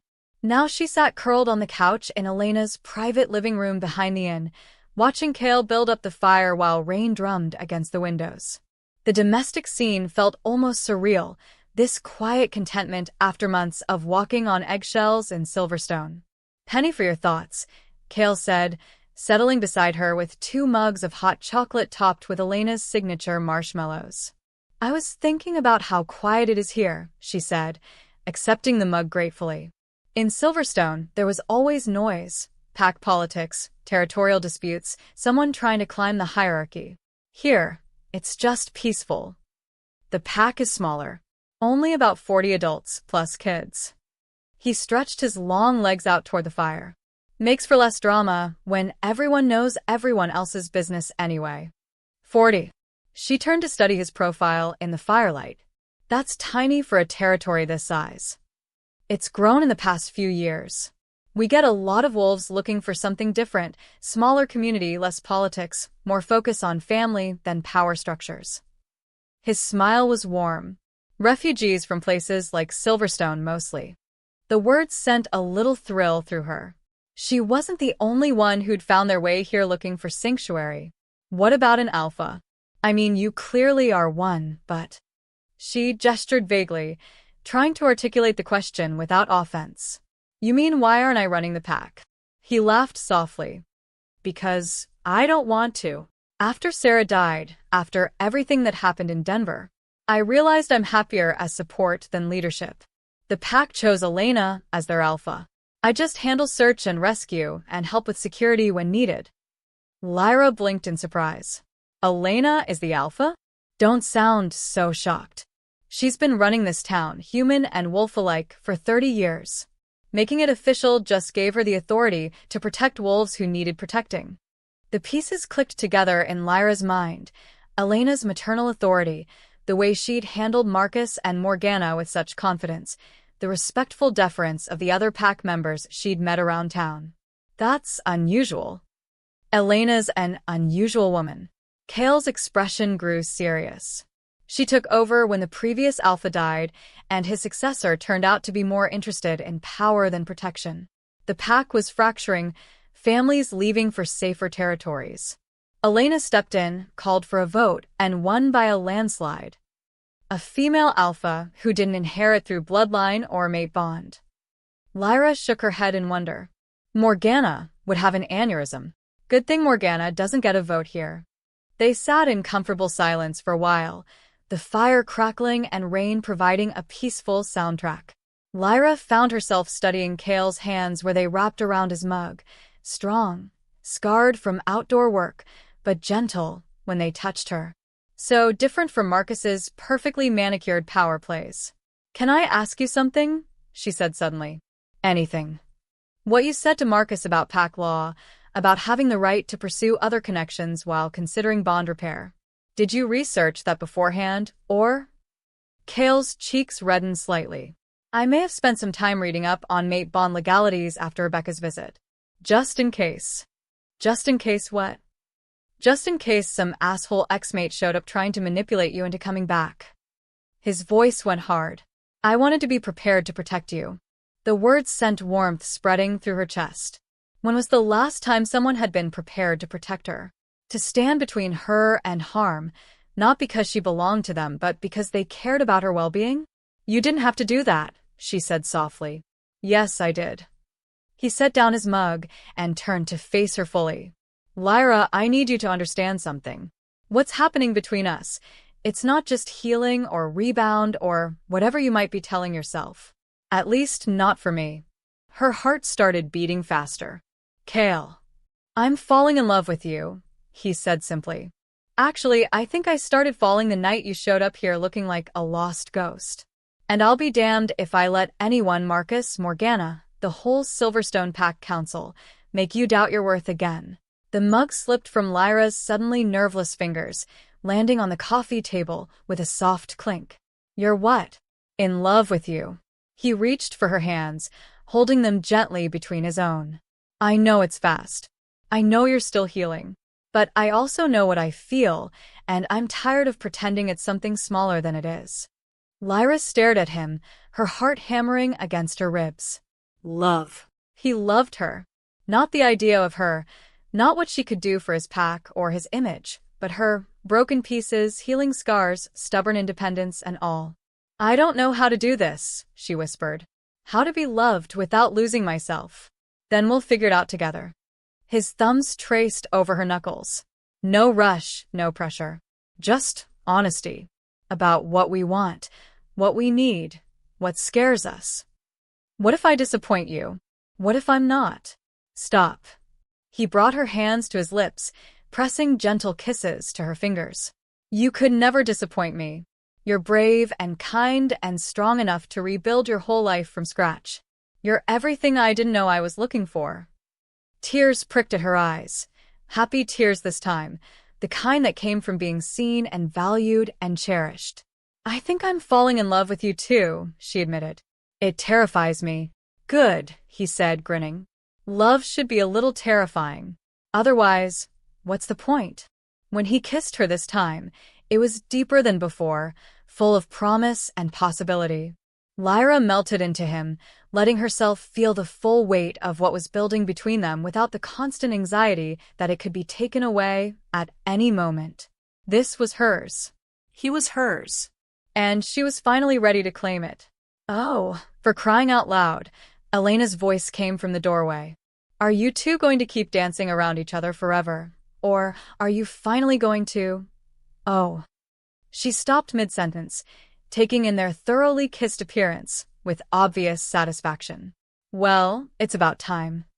She bustled into the room with a plate of cookies, completely unfazed by the intimate scene she'd interrupted.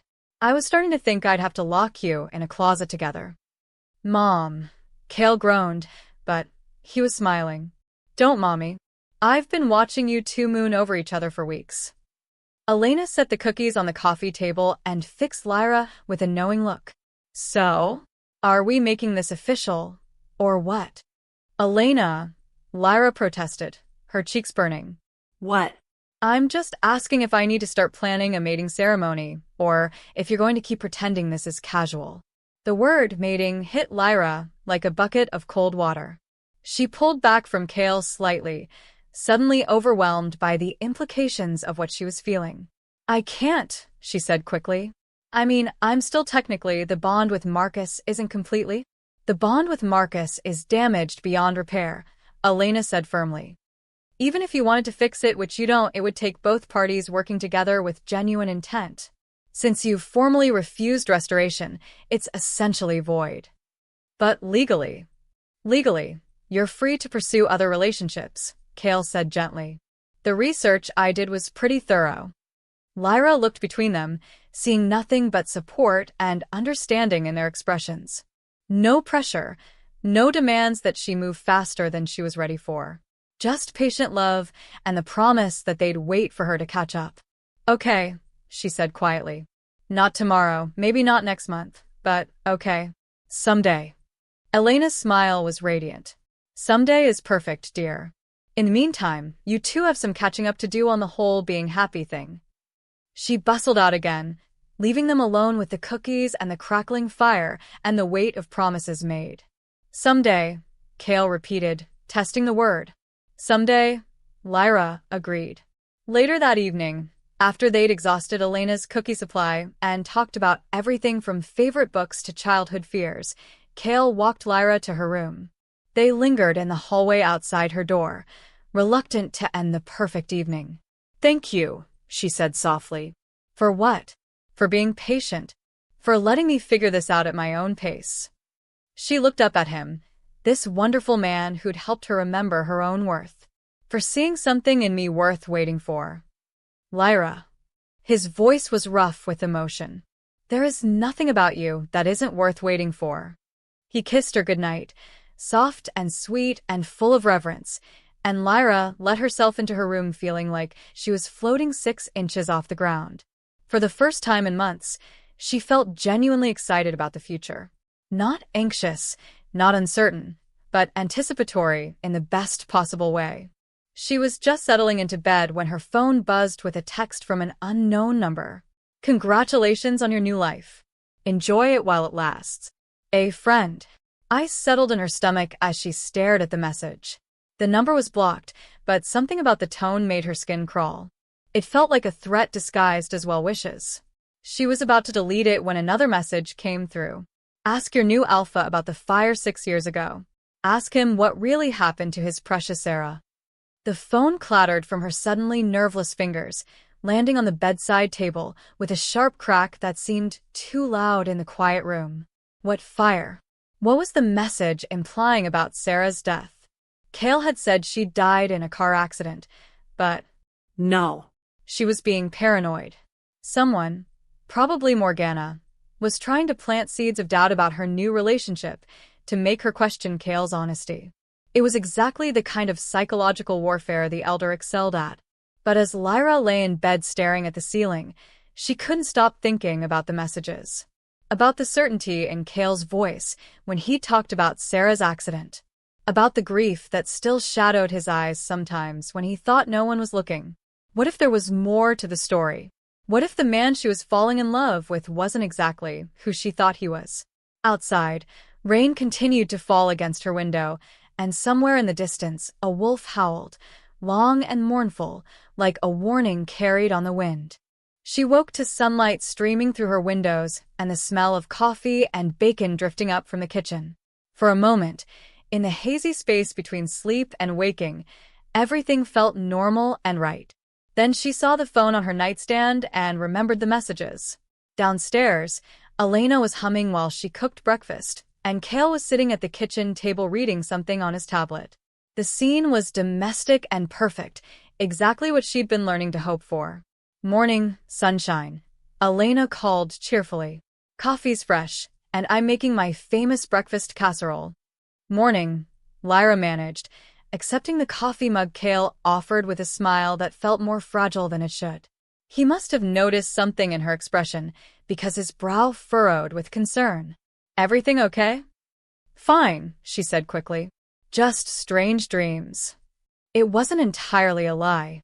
She had dreamed, confused, anxious dreams about fires and car accidents and messages written in smoke.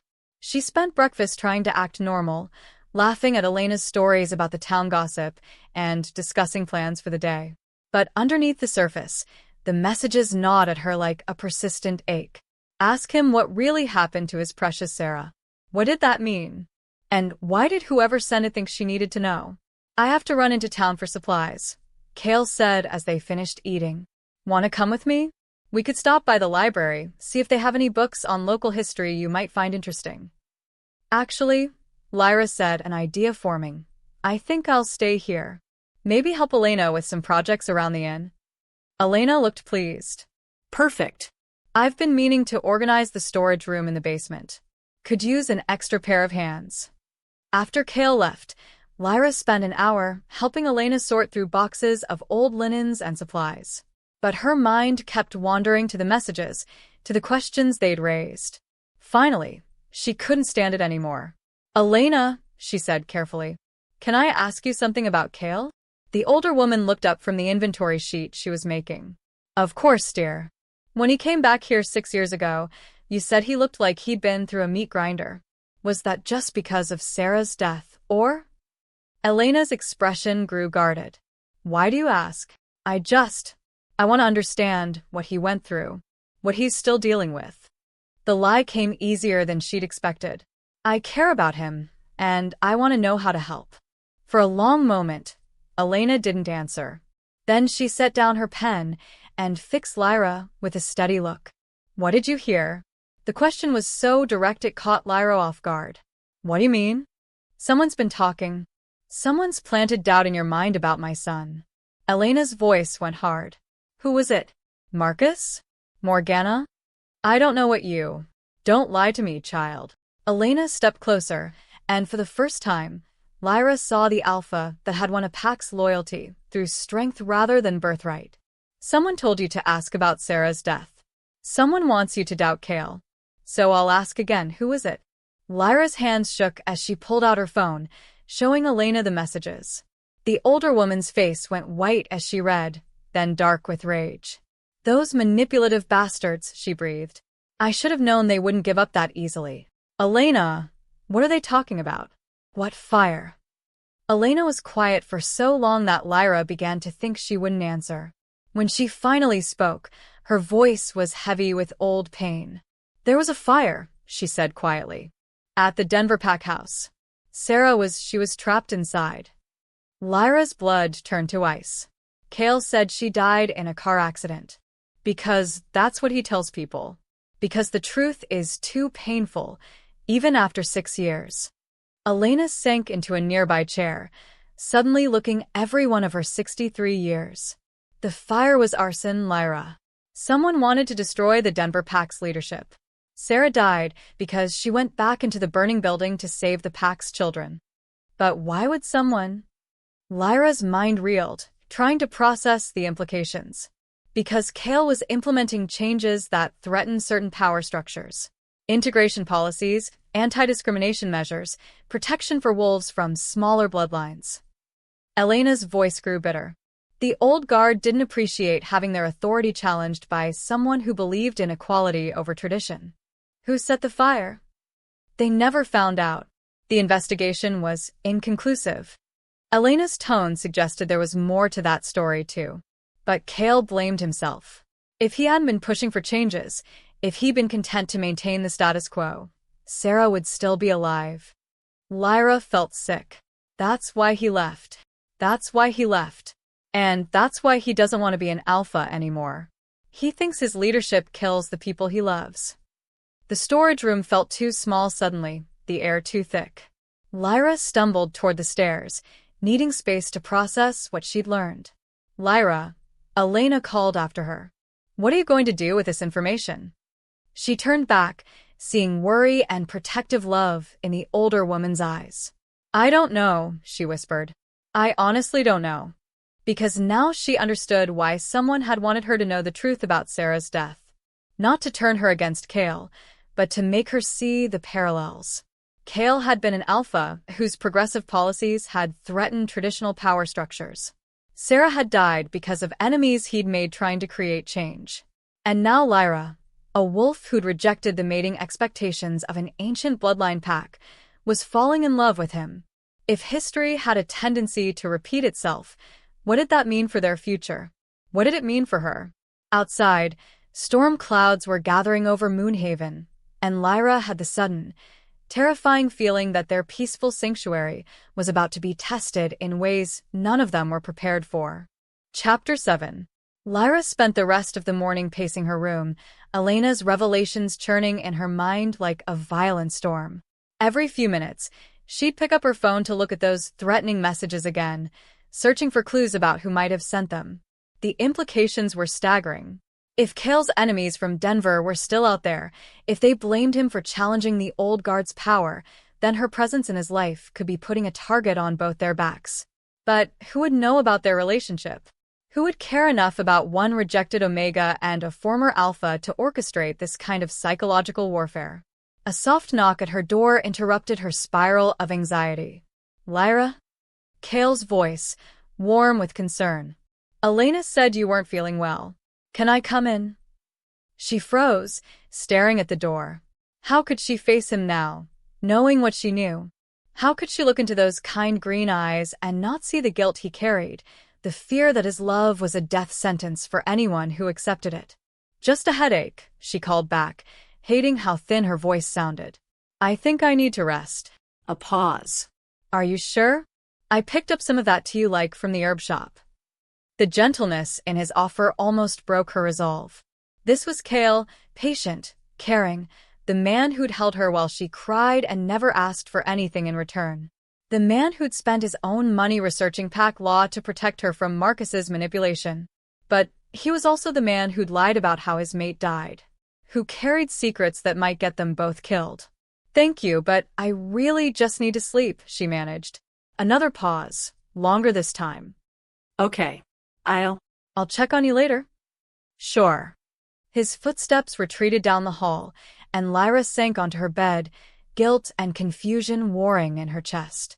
She was being unfair. Elena had explained why Kael didn't talk about the fire, why he'd simplified Sarah's death to something easier to process. But the anonymous messages had planted seeds of doubt that she couldn't ignore. What if there were other secrets? Other truths he was protecting her from? What if falling in love with him really was signing her own death warrant? Her phone buzzed with another message from the block number. Feeling confused yet? Good. Confusion keeps you alive. Stop asking questions and start running. Before it's too late. This time, the threat was explicit. Someone was watching her closely enough to know she'd been investigating. Someone who wanted her gone from Moonhaven badly enough to terrorize her. Her hands shook as she typed back. Who is this? What do you want? The response came immediately. Someone who knows what happens to wolves who get too close to Kael Riverside. Ask Elena about the others. The others? What others? Before she could lose her nerve, Lyra was up and moving, taking the stairs two at a time to find Elena. She discovered the pack Alpha in the kitchen, aggressively kneading bread dough with the kind of force that suggested she was working through her own emotions. Elena, Lyra said breathlessly. I need to ask you something else. The older woman looked up, flour dusting her hands and worry creasing her brow. More anonymous messages? Yes. They mentioned others. They said to ask you about the others who got too close to Kael. Elena's face went pale, the blood draining from her cheeks so quickly that Lyra thought she might faint. Oh, goddess, Elena whispered. They really are trying to destroy him. What others, Elena? Elena set down the dough with shaking hands and walked to the window, staring out at the storm clouds gathering over the mountains. After Sarah died, Kael was broken. Completely broken. He blamed himself for everything. Her death, the pack's fracturing, the failure of his leadership. Her voice was quiet, heavy with old pain. When he came home to Moonhaven, he was determined never to care about anyone again. But wolves aren't meant to be alone. And Kael has always been a protector at heart. Even broken, he couldn't stop himself from caring. Elena turned from the window, her expression haunted. There was Maria, a she-wolf who came through town about 4 years ago, running from an abusive mate, looking for sanctuary. Kael helped her, gave her a job at the ranger station, and slowly, she started healing his heart the way you have. Ice settled in Lyra's stomach. What happened to her? Car accident. Mountain road. Middle of winter. They said she hit black ice. Went over the guardrail. Elena's voice was flat, emotionless. But the brake lines had been cut. And then there was Jennifer about 2 years ago. A healer who came to work with our pack doctor. Sweet girl, reminded Kael that he was allowed to hope again. Elena's hands clenched into fists. House fire. Electrical problem, they said. But the fire started in 3 different places simultaneously. Jesus, Lyra breathed. Elena, you're talking about murder. I'm talking about someone who's been systematically destroying anyone who might help Kael heal. Anyone who might convince him to step back into leadership. Elena's eyes blazed with alpha fury. Someone who wants him isolated, broken, unable to challenge the old ways ever again. The room spun around Lyra as the full implications hit her. This wasn't just about her and Kael's relationship. This was about a pattern of violence spanning years, designed to keep one of the most progressive alphas in the country too traumatized to fight back. Why didn't you tell him? Why didn't you make him see the pattern? Because he would have done exactly what they wanted, disappeared completely, cut all ties to protect everyone else. Elena's voice cracked. And because I wasn't entirely sure until now. 2 deaths could be coincidence, but 3 attempts. They're going to try to kill me, Lyra said quietly. Not if I have anything to say about it. Elena's voice went hard as steel. You're under pack protection now, child. Elena, you don't understand. If they've been doing this for years, if they're organized enough to stage multiple murders, then we're going to be smarter and stronger. Elena moved toward the phone on the kitchen counter. I'm calling Rebecca, and the pack council, and every favor I've ever been owed in the supernatural community. What about Kael? Elena paused, her hand hovering over the phone. What about him? He doesn't know, does he? About the pattern, about what really happened to Maria and Jennifer. No. And we're not going to tell him until we have a plan. Elena's expression was fierce, with protective love. Because if Kael finds out that loving him has been a death sentence for 3 women, he'll do something stupid and heroic that gets all of us killed. Before Lyra could respond, the front door chimed and Kael's voice drifted from the lobby. Mom? Lyra? I brought lunch from the cafe. Elena grabbed Lyra's arm, her grip urgent. Not a word. Act natural. We need time to figure this out. Lyra nodded, trying to compose her expression as Kael appeared in the kitchen doorway with takeout bags and that warm smile that made her heart ache. Feeling better? He asked, setting the bags on the counter and studying her face with concern. Much, she lied, accepting the gentle kiss he pressed to her forehead. What did you bring? Mountain Moon's famous turkey club and that soup you liked. His eyes searched hers. You still look pale. Maybe we should call Doc Henderson. I'm fine. The words came out sharper than she intended, and she saw him flinch slightly. Sorry, I'm tired.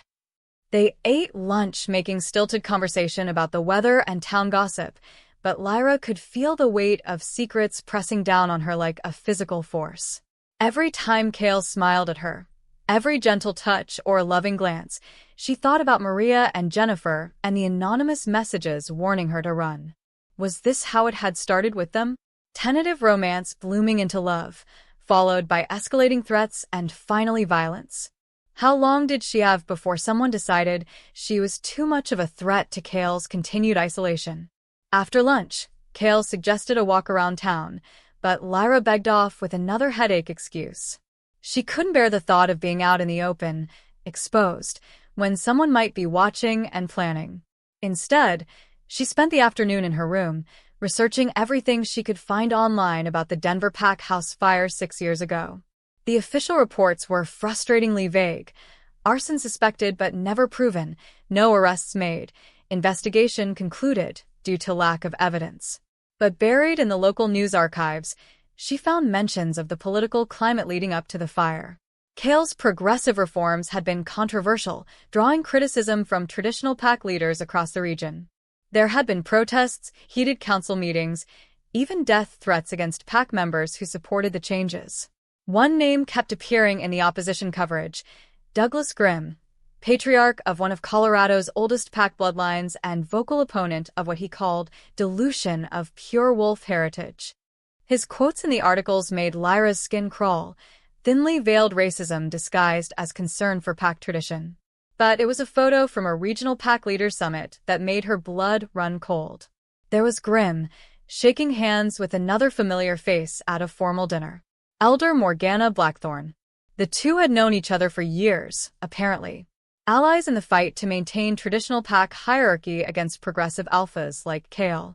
Lyra stared at the photo until her eyes burned, pieces clicking together in her mind. If Morgana had connections to Kael's enemies from Denver, if she'd known about the systematic campaign to keep him isolated and broken, then Marcus and Morgana's visit hadn't been about winning her back. It had been reconnaissance, a chance to assess the threat that Lyra and Kael's relationship posed to their vision of pack purity, a chance to decide whether she needed to be eliminated. Her phone buzzed with another message. Found the connection yet? Smart girl. Now stop being smart and start being gone. 24 hours. This time, there was no ambiguity. No veiled threats or ominous warnings. Just a deadline. 24 hours to leave Moonhaven, or face whatever had happened to Maria and Jennifer. Lyra stared at the message, her hands shaking so hard she could barely hold the phone. She could run, pack her bags, get in her car, and drive until she found somewhere safe to disappear. It would break her heart and Kael's, but they'd both survive. Or she could stay and fight. Stay and risk becoming the third woman to die for loving Kael Riverside. A soft knock interrupted her spiral of fear. Lyra? Kael's voice again, worried. I brought tea. And Elena made cookies. She looked at the door, imagining him on the other side, kind, patient, unaware that his past was closing in around them like a trap. He deserved to know the truth. Deserved to make his own choices about the risks they were facing. But Elena was right. If Kael knew, he'd do something heroic and stupid. He'd probably try to send her away himself, thinking it would keep her safe. The decision crystallized in her mind with sudden clarity. She wasn't running. Not from this fight. Not from this love. She'd spent too many years being told she wasn't strong enough, wasn't worthy enough, wasn't brave enough. Time to prove them all wrong. Come in, she called, shoving the phone into her pocket and trying to compose her expression. Kael entered with a tea service that could have graced a 5-star hotel, and Elena's legendary snickerdoodles arranged on a delicate plate. The domestic gesture was so sweetly normal that it made her chest tight. You've been taking care of me all day, she said softly. I like taking care of you. He set the tray on her bedside table and settled beside her on the bed, close enough that she could smell his familiar scent of pine and leather. Lyra, I can tell something's wrong. Really wrong. Will you please talk to me? Looking into his concerned green eyes, Lyra felt the weight of everything she couldn't tell him. About the messages, about the pattern Elena had revealed, about the 24-hour deadline that was already ticking down. Instead, she cupped his face in her hands and kissed him with desperate intensity, pouring all her fear and love and determination into the connection between them. "I love you," she said against his lips. "Whatever happens, I need you to know that. This isn't rebound or healing or convenience. I love you, Kael Riverside." "I love you too," he murmured, concern deepening at the urgency in her voice. "Lyra, you're scaring me. What's going on?" "Just hold me," she whispered, burrowing into his arms. Please. "Just hold me and let me pretend the world is nothing but this room." He held her until sunset painted the mountains gold and purple, until the storm clouds that had been gathering all day finally opened up and rain began drumming against the windows. He held her while she memorized the steady rhythm of his heartbeat, the warmth of his body, the way he murmured endearments into her hair. He held her while she prepared for war. Because tomorrow, one way or another, the threats would escalate. Tomorrow, whoever was hunting wolves who loved Kael Riverside would make their move. And Lyra would be ready for them. When Kael finally left to help Elena close down the inn for the night, Lyra pulled out her phone and sent 3 messages. To Rebecca, "Need help. Big trouble. Come to Moonhaven, ASIC." To Elena, "We tell him everything tomorrow. He deserves to know." To the blocked number, 22 hours left. Come and get me. Then she turned off her phone, checked the locks on her windows, and settled in to wait for dawn. Because she was done running from her past, done letting other people decide her fate. Tomorrow, she would stand and fight for the life she wanted. Tomorrow, she would prove that love was worth any risk. Outside, lightning split the sky over Moonhaven, and thunder rolled through the mountains like a war drum calling warriors to battle. The storm had finally arrived. Chapter 8. Lyra woke before sunrise, her body coiled with tension despite the peaceful mountain morning. 18 hours left on the deadline. 18 hours to prepare for whatever was coming, to tell Kael the truth, to rally whatever defenses they could manage. She found Elena already in the kitchen, moving with the focused efficiency of a general preparing for battle. Coffee brewed while she packed emergency supplies into a duffel bag, first aid kit, bottled water, energy bars, what looked like silver bullets. "Rebecca's 3 hours out," Elena said without looking up. "Called in the middle of the night, driving straight through from Portland. And the pack. On alert. Council meeting at 9. Elena's voice was grim. "Though I'm not sure how much good 40 wolves will do against enemies who've been planning this for years." The kitchen door swung open and Kael entered, hair still damp from the shower, reaching automatically for the coffee pot. He moved with the easy grace of a man whose biggest worry was whether to take the mountain trail or valley route for his morning patrol. The innocence of it made Lyra's heart ache. "Morning," he said, dropping a kiss on her forehead before pouring his coffee. "You look better. Color's back in your cheeks." Because nothing brought color to your cheeks quite like preparing for mortal combat, Lyra thought grimly. "Kael," Elena said, her voice carefully neutral. "We need to talk. All of us. Privately." Something in her tone made him pause, coffee mug halfway to his lips. His eyes shifted between his mother and Lyra, reading the tension that hummed between them like a live wire. "What's going on?" "Sit down," Elena said gently. "Mom." Sit down. The alpha command in her voice brooked no argument. Kael sank into a chair across from them, his expression growing more concerned by the second. "Yesterday, I received some threatening messages," Lyra began, pulling out her phone to show him the block number's texts. "Someone who knows about us, about our relationship. Someone who wants me gone." Kael's face went dark as he read, his hands clenching around the phone. "Why didn't you tell me immediately?"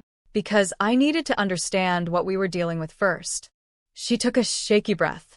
"Elena told me about Maria and Jennifer." The coffee mug slipped from Kael's suddenly nerveless fingers, hitting the table with a sharp crack that seemed unnaturally loud in the quiet kitchen. Coffee spread across the wood in a dark pool that no one moved to clean up. "What about them?" His voice was barely a whisper. "The accidents weren't accidents," Elena said quietly. "Cut brake lines. Multiple ignition points. Someone has been systematically murdering any woman who gets close to you." No. Kael shook his head, standing so abruptly his chair scraped against the floor. No, that's not possible. They were accidents. Random, terrible accidents. 2 deaths can be coincidence, Lyra said softly. 3 is a pattern. Kael stared at them for a long moment, his face cycling through disbelief, horror, and finally a kind of broken understanding that made Lyra want to gather him in her arms. They died because of me, he breathed. Maria and Jennifer died because I... They died because someone wanted to keep you isolated and broken, Elena said firmly. Someone who benefits from you being too traumatized to step back into leadership. Who? The word came out like a growl, and for the first time since she'd known him, Lyra saw the alpha that Kael had been before grief broke him. Who's been doing this? Lyra pulled up the photo she'd found of Douglas Grimm and Elder Morgana. I think it's connected to the opposition you faced in Denver. The traditional pack leaders who opposed your reforms. Kael studied the image, his expression growing darker. Grimm. Of course it's Grimm. You know him? He was one of the loudest voices against integration policies. Called me a bloodline traitor at the regional summit the year before the fire. Kael's voice was bitter. And Morgana? Christ, they've been planning this for years. Planning what, exactly? Elena asked. To eliminate progressive leadership in the pack community. To make sure wolves like me are too broken to challenge the old ways. Kael began pacing, his energy crackling with barely contained fury. They probably see our relationship as proof that I'm healing, that I might be a threat again. The messages gave me 24 hours to leave town, Lyra said quietly. We're down to 18 now. Kael stopped pacing, his green eyes locking onto hers with laser intensity. Then you're leaving. Right now. I'll pack your bags myself if I have to. No. The word came out harder than she'd intended, backed by a strength she'd been building since the night Marcus severed their bond. Kael blinked in surprise. Lyra, you don't understand. I understand perfectly. She stood to face him, chin raised in defiance. I understand that running away won't solve anything. They'll just wait for the next woman who makes you smile, and then they'll kill her too. This is different. I love you. His voice cracked on the words. I can't lose you the way I lost them. And I can't spend the rest of my life running from people who think they can control me through fear. She moved closer, cupping his face in her hands. I've been letting other people make decisions about my worth, my future, my right to love and be loved. I'm done with that. Lyra. 3 women, Kael. 3 women have died because someone wants to keep you miserable and alone. Don't you think it's time to fight back? Elena cleared her throat. Actually, the Pack Council had some thoughts about that. They both turned to look at her, and Lyra was surprised to see a fierce smile playing at the corners of the older woman's mouth. You called a council meeting to discuss battle plans? Kael asked. I called a council meeting to discuss justice. Elena's voice went hard. These bastards have been terrorizing our territory for years, picking off our people one by one. The pack is tired of being hunted. Before either of them could respond, gravel crunched in the parking lot outside. Through the kitchen window, Lyra could see a familiar SUV pulling up to the inn. Rebecca, she breathed. Her cousin burst through the front door like an avenging angel, still wearing the clothes she'd driven through the night in, her auburn hair wild and her green eyes blazing with protective fury. Where are they? She demanded without preamble. Where are the sons of bitches who think they can threaten my family? Rebecca, Lyra started. Don't Rebecca me. I've been doing research during the drive up here, making calls to every contact I have in the supernatural community.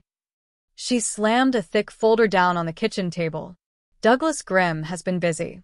3 suspicious deaths in Colorado, 2 in Utah, 1 in Idaho. All connected to alphas who challenged traditional pack hierarchy. Jesus, Kael muttered, flipping through the documents. It gets better, Rebecca continued grimly. Guess whose name appears on the board of directors for the private security firm that investigated most of these accidents? Lyra's blood ran cold. Morgana? Bingo. Grimm provides the motivation and resources. Morgana provides the political connections and cover-up expertise. They've been systematically eliminating progressive leadership for over a decade. Elena's face had gone white with rage. How many people have they killed? At least 12 that I can confirm. Probably more. Rebecca's expression was granite hard. They call themselves the Heritage Foundation, dedicated to preserving pure wolf bloodlines and traditional pack values. Dedicated to murder and terrorism, Kael corrected darkly. Same thing, different marketing. Rebecca turned to Lyra. Show me the messages. Lyra handed over her phone, watching her cousin's expression grow more murderous with each text. 16 hours left, Rebecca mused. Not much time to prepare a proper defense. We're not playing defense, Elena said quietly. Everyone turned to look at the pack alpha, who was studying the documents with the focused intensity of a predator analyzing prey. Mom, Kael's voice was uncertain. 40 wolves against an organization that's been killing our kind for over a decade? We'll be slaughtered if we try to defend this territory. Elena's smile was sharp as a blade. But if we take the fight to them... You want to go on the offensive, Rebecca said slowly. Attack them before they can attack us. I want to end this. Permanently. Elena's voice carried the absolute authority of an alpha protecting her pack. Grim and Morgana think they can terrorize us into submission? They're about to learn what happens when you threaten a mama bear's cubs. The next hour passed in a blur of tactical planning. Rebecca had brought intelligence on Grimm's compound in Colorado, a heavily fortified ranch that served as headquarters for the Heritage Foundation. Elena contacted allied packs across the region, calling in favors and building a coalition of wolves who'd lost friends and family to the traditionalists' campaign of terror. Kael coordinated with the local pack's warriors, his tactical experience from Denver invaluable in planning their assault.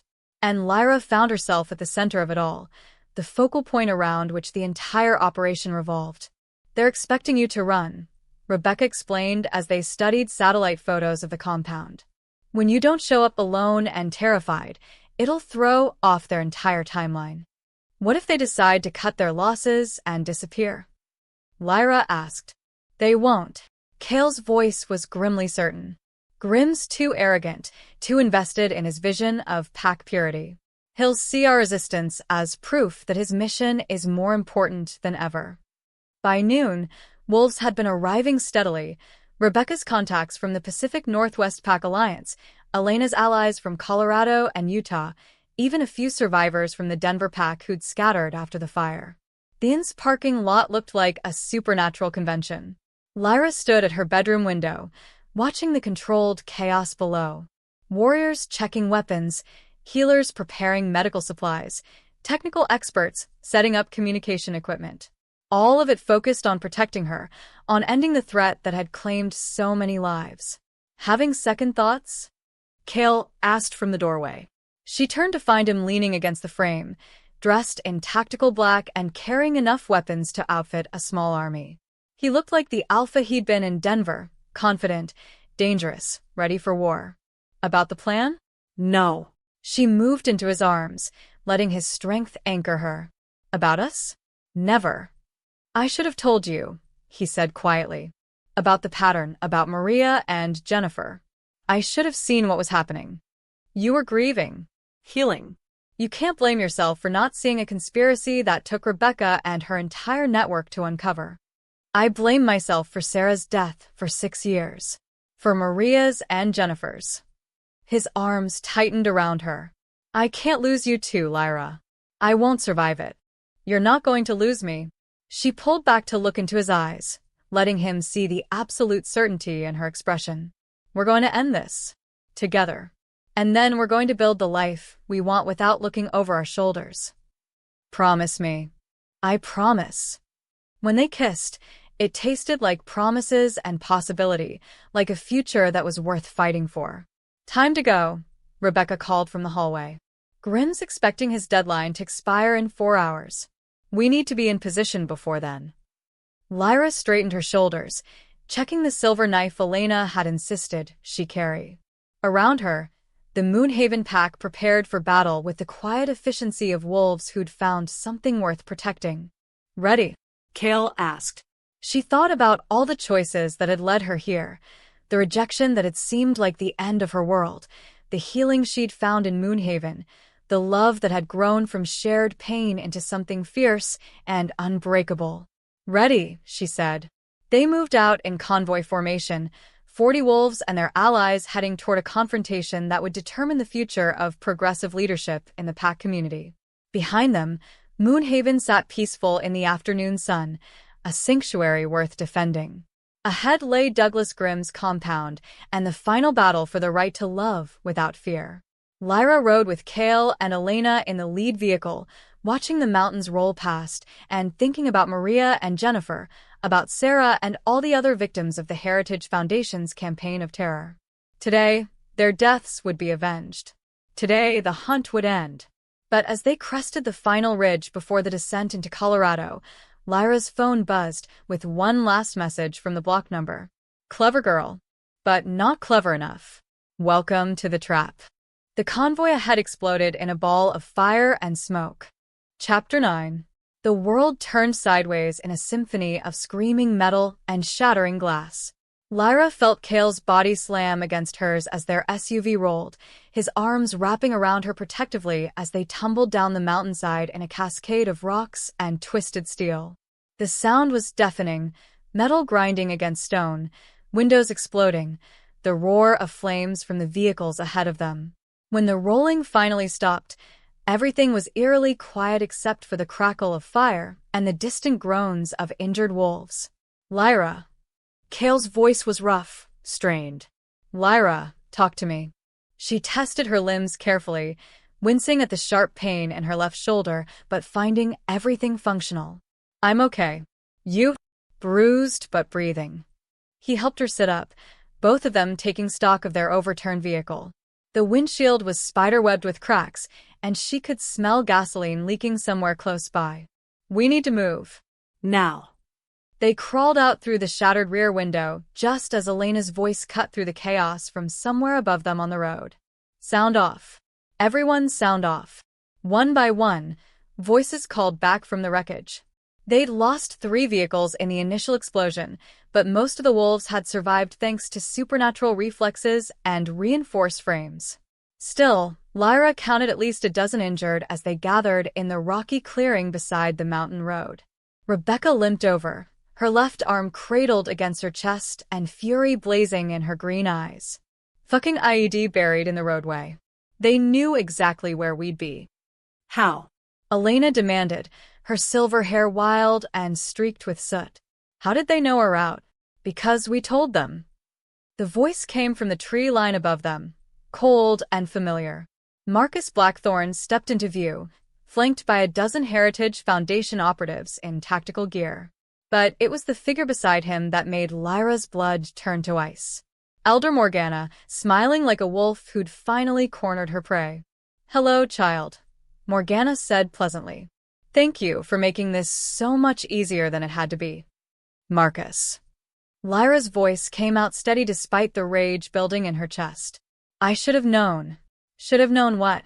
"That I'd do anything necessary to protect you from making the biggest mistake of your life?" He gestured toward Kael with obvious disdain. "Look around, Lyra. Look what following him has cost. How many wolves are bleeding because you chose to play rebel instead of coming home? How many wolves are bleeding because you chose to side with murderers?" She shot back. "Murderers?" Morgana laughed, the sound like breaking glass. "We're preserving the future of our species. Ensuring that pure bloodlines aren't corrupted by progressive nonsense about equality and integration." "You're talking about genocide," Elena said flatly. "We're talking about natural selection." Morgana's eyes glittered with fanatic fervor. The weak bloodlines, the genetic anomalies, the wolves who think tradition should bow to modern sentiment, they're a disease. And Kael Riverside has been spreading that disease for far too long. Kael stepped forward, and Lyra could feel the alpha power radiating from him like heat from a forge. This was the wolf who'd commanded a 300-member pack, who'd fought to protect the vulnerable and give voice to the voiceless. "So you killed Sarah," he said quietly. "You killed Maria and Jennifer. How many others, Morgana?" "As many as necessary." Her voice held no regret, no hint of humanity. "Though I must say, You made it remarkably easy. So eager to blame yourself, so willing to retreat into isolation. We barely had to lift a finger to keep you neutralized. Until her. Morgana's gaze shifted to Lyra with obvious loathing. Until this little nobody started giving you hope again. Started making you think you deserved happiness. She does deserve happiness, Marcus said suddenly, his voice tight with something that might have been guilt. That's why she needs to come with us. Back to Silverstone, where she'll be safe. Safe. Rebecca laughed bitterly.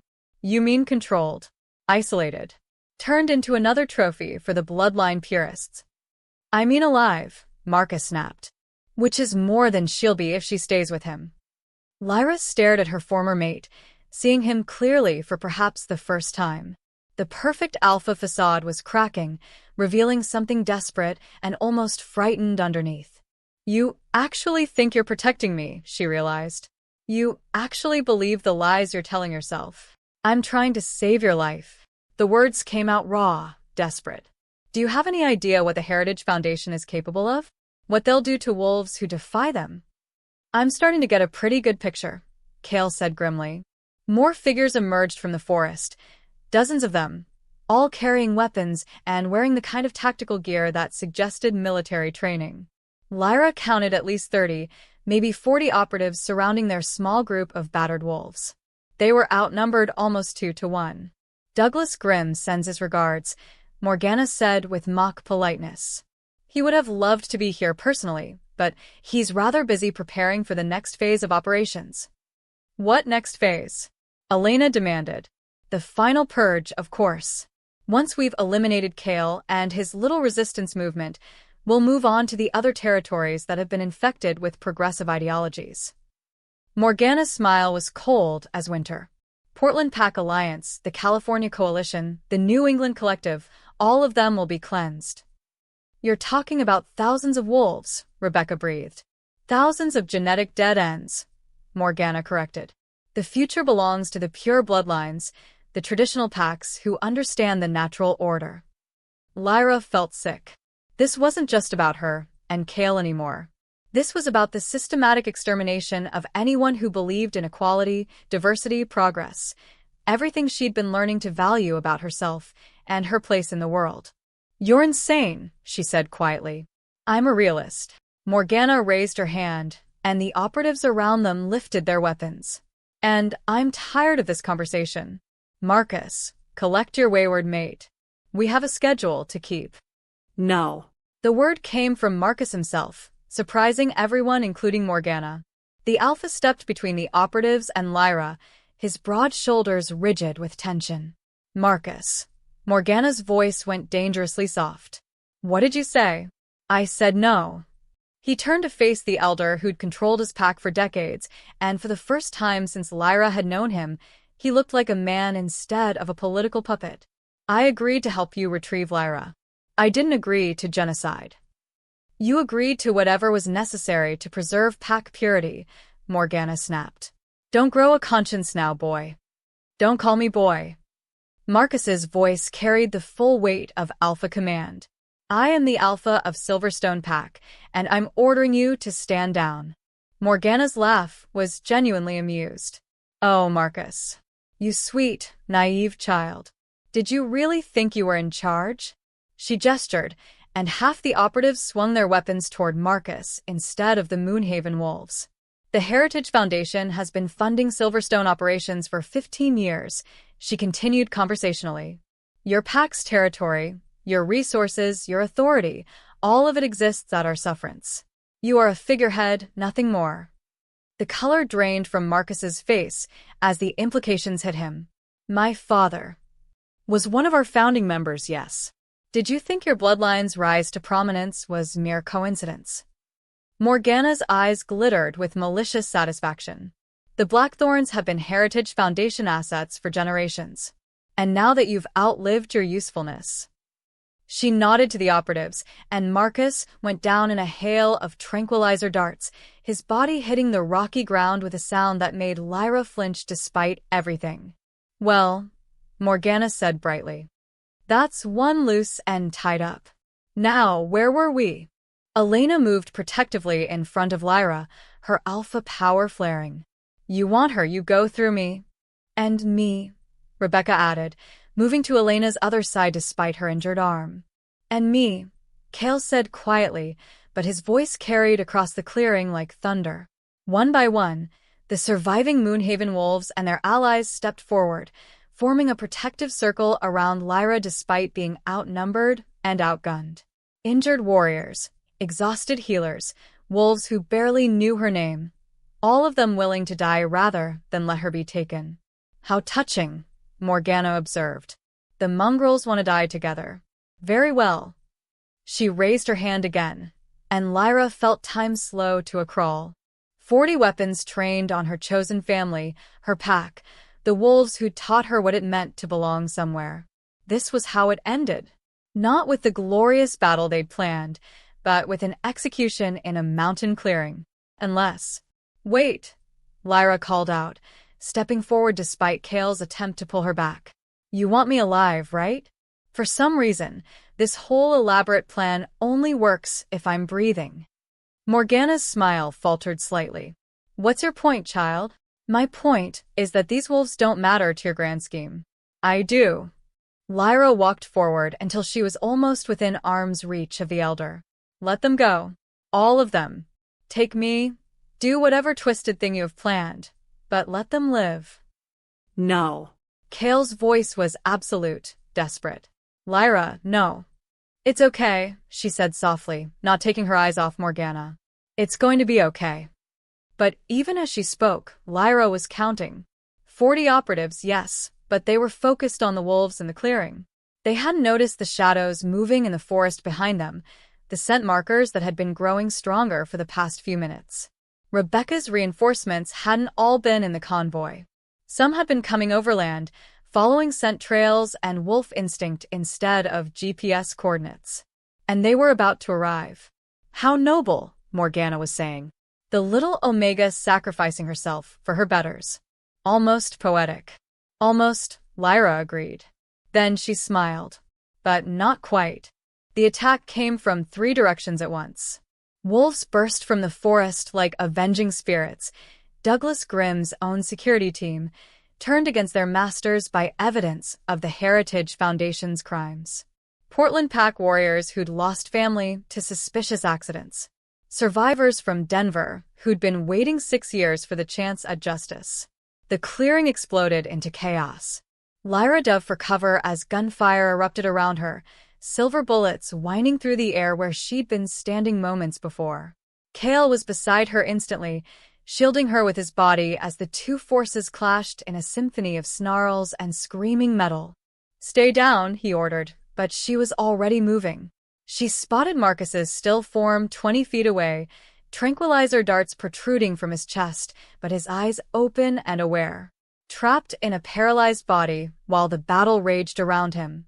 Despite everything he'd done, everything he'd put her through, she couldn't leave him helpless in the crossfire. Lyra! Kael shouted as she broke from cover, but she was already running. She reached Marcus just as one of Morgana's operatives spotted her, rifle swinging in her direction. Time slowed as she saw his finger tighten on the trigger, saw the muzzle flash that meant death. And then Rebecca was there, slamming into the operative with enough force to send them both tumbling over the cliff edge. They disappeared in a cloud of dust and falling rock, and Lyra's heart clenched with terror. Rebecca, she screamed, but her cousin was gone.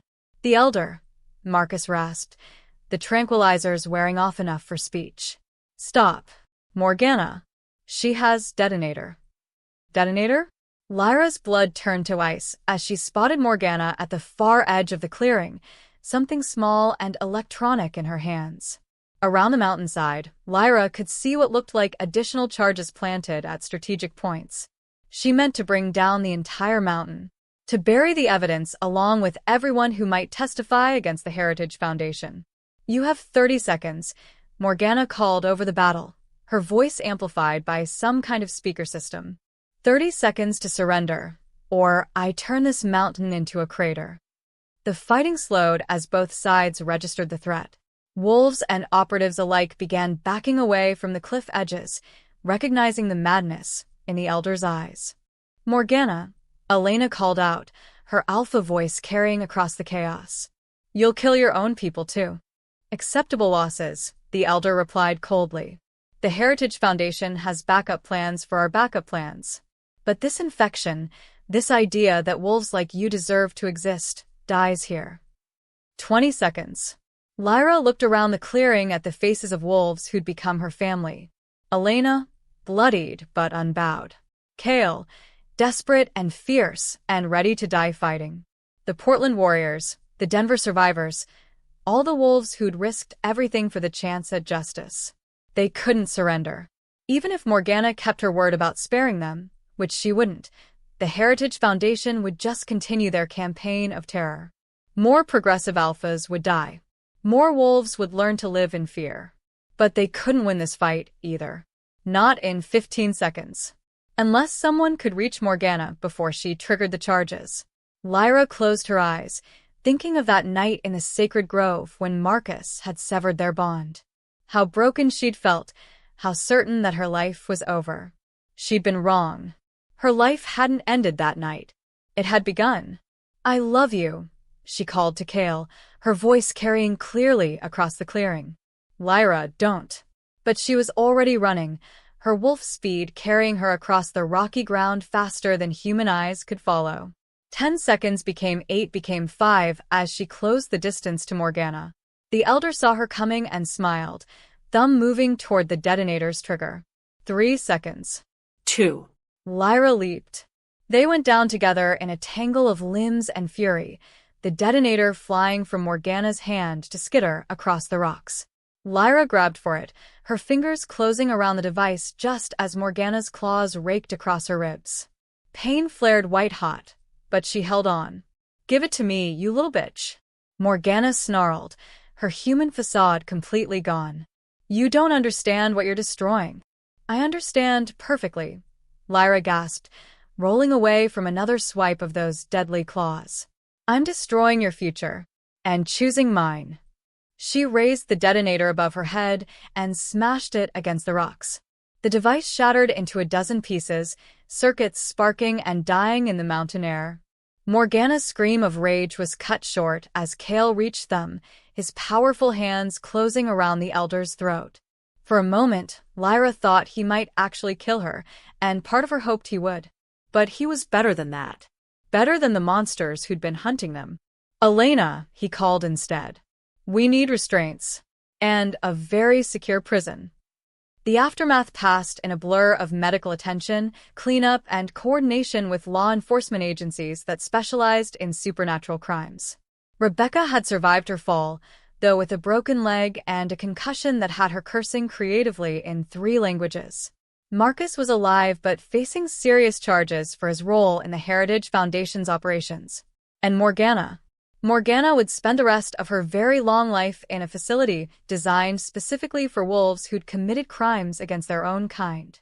As sunset painted the mountains gold and purple, Lyra sat on the tailgate of a rescue vehicle while a pack medic stitched up the claw marks across her ribs. The pain was manageable, nothing compared to the ache that had lived in her chest for months after the rejection. "Regretting your choice to stay and fight?" Kael asked, settling beside her with 2 cups of coffee that probably violated several health regulations.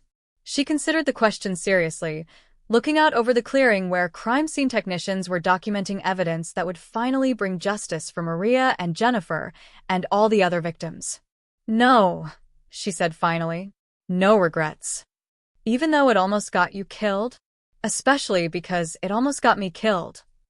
She turned to face him, this wonderful man who'd helped her remember her own strength. "For the first time in my life, I chose to fight for something I believed in. I chose to protect the people I love. That's not something I'll ever regret." He kissed her then, soft and gentle and full of promise. Around them, their pack, because that's what they were now, wasn't it? Worked to secure the scene and prepare for the long journey back to Moonhaven. Home. They were going home. "So," Kael said against her lips, "what happens now?" Lyra smiled, thinking of Elena's inn, of the garden she'd been tending, of the life she'd been building one small choice at a time. Now we go home, she said. And we figure out what forever looks like. Forever, as it turned out, looked like morning coffee in Elena's kitchen and evening walks through mountain meadows. It looked like helping injured wolves heal, both physically and emotionally. It looked like building something real and lasting with someone who valued her for exactly who she was.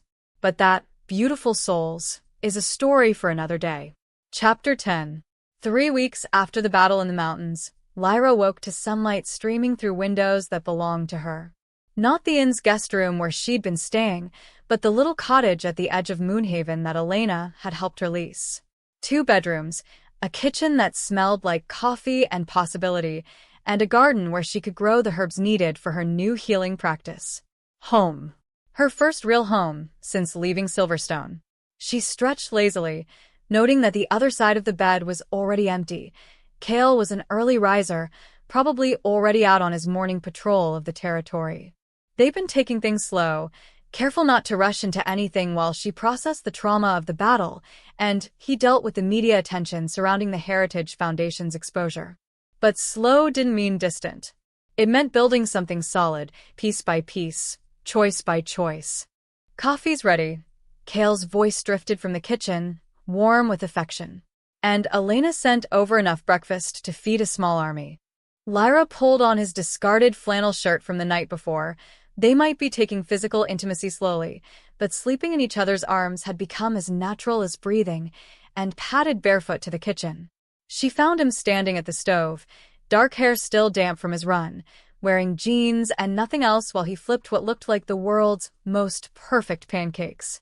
"Show off," she accused, accepting the coffee mug he offered with a kiss that tasted like morning sunshine. "Elena's teaching me her secret recipes," he said with a grin. "Figured if I'm going to live with a healer, I should learn to cook something besides instant ramen." "Live with?" She raised an eyebrow, though her heart was already racing with hope. "Eventually. When you're ready. If you want to." His confidence faltered slightly, uncertainty creeping into his voice. "I mean, we never officially talked about." She silenced him with another kiss, this one deeper, more intent. When they broke apart, his green eyes were dark with desire and something deeper. "I want to," she said simply. "All of it. Eventually." Eventually had become their favorite word, a promise that acknowledged the healing they were both still doing while affirming their commitment to a shared future. They ate breakfast on the cottage's small back porch, watching deer graze in the meadow beyond while discussing the day's schedule. Lyra had 3 healing sessions booked. Word was spreading about the wolf who'd helped take down the Heritage Foundation, and suddenly every pack in the region wanted to consult with her. "Rebecca called last night," Kael said, refilling their coffee cups. "The trials are starting next month." Lyra nodded, her stomach clenching slightly.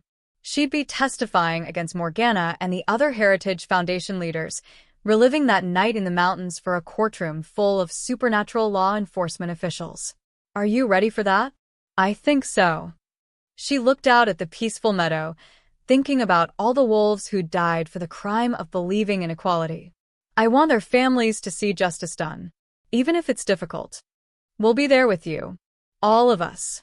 Kael reached across the table to take her hand.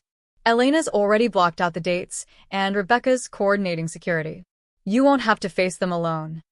The simple promise made her chest warm. In Silverstone, she'd always felt like she was facing challenges in isolation, even with Marcus beside her. Here, support was assumed, protection was automatic, belonging was unconditional.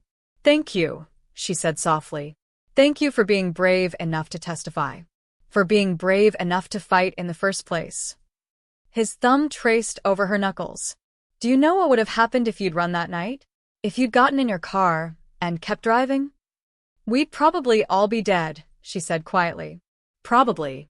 And the Heritage Foundation would still be out there, still killing wolves who dared to believe in something better." A comfortable silence settled between them, broken only by birdsong and the distant sound of the town waking up. Moonhaven on a Tuesday morning was the kind of peaceful that still amazed her. No pack politics, no territory disputes, just wolves and humans living their lives in relative harmony.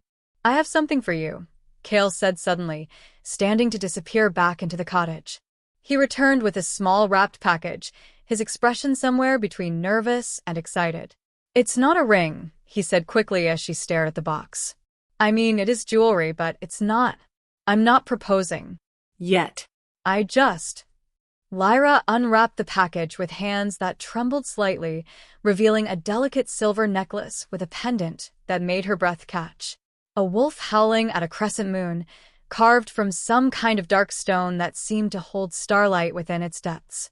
"It's moonstone," Kael explained, his voice soft. "My grandmother left it to me before she died. She said to give it to someone who understood that love isn't about possession.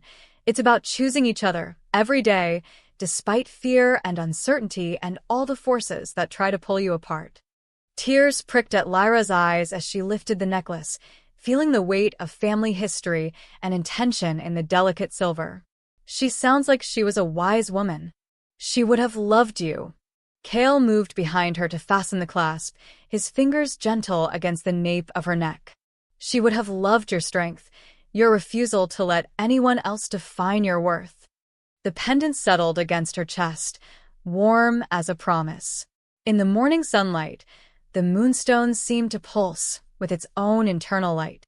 "It's perfect," she whispered. "So are you." When he kissed her this time, it was with the reverence of a man who understood exactly how precious the love they were building truly was. The peace was interrupted by the sound of tires on gravel and a car door slamming. Lyra looked up to see Rebecca's rental car in the driveway, her cousin emerging with an armload of legal documents and the kind of expression that suggested important news. "Sorry to interrupt," Rebecca called as she approached the porch, though her grin suggested she wasn't particularly sorry. "But I thought you'd want to hear this immediately." "Hear what?" Lyra asked, though Rebecca's excitement was contagious. Marcus cut a deal with the prosecutors. Full cooperation, complete testimony about the Heritage Foundation's operations, in exchange for immunity and witness protection. Lyra felt a complex mix of emotions at the news: relief that Marcus was finally choosing to do the right thing, anger that it had taken so long, and something that might have been forgiveness beginning to stir in her chest. What does that mean for the trials? It means we have an inside witness who can testify about decades of Heritage Foundation influence in PAC politics. Names, dates, financial records, everything we need to dismantle their entire network. Rebecca's smile was sharp as a blade. It also means Marcus gets to live with the knowledge that his family's legacy was built on blood money, but that's a different kind of justice. And Silverstone PAC, being restructured under federal oversight. Elena's actually been asked to consult on new leadership protocols. Rebecca's expression grew more serious. "There's talk of offering you the Alpha position if you want it." The suggestion hit Lyra like a physical blow. Alpha of Silverstone? The PAC that had rejected her, that had watched her be cast out without a word of protest? "I don't." She looked at Kael, seeing understanding in his green eyes. "I don't want it." "Are you sure?" Rebecca pressed gently. "It would be a chance to implement all the changes you and Marcus used to discuss. To create the kind of PAC you always dreamed of." "I already have the PAC I dreamed of," Lyra said firmly, looking around at the cottage, the meadow, the town where she'd learned to belong. "Right here." Rebecca nodded approvingly. "I hoped you'd say that. But I had to ask, the offer's going to be formal, and you needed to know." They spent the next hour discussing legal strategy and timeline for the trials, but Lyra found her mind wandering to the question of identity and belonging. 6 months ago, being offered leadership of Silverstone would have felt like vindication, proof of her worth. Now it just felt like someone trying to drag her backward into a life that no longer fit. Later that afternoon, Lyra made her way to the community center for the Moonhaven PAC's monthly meeting.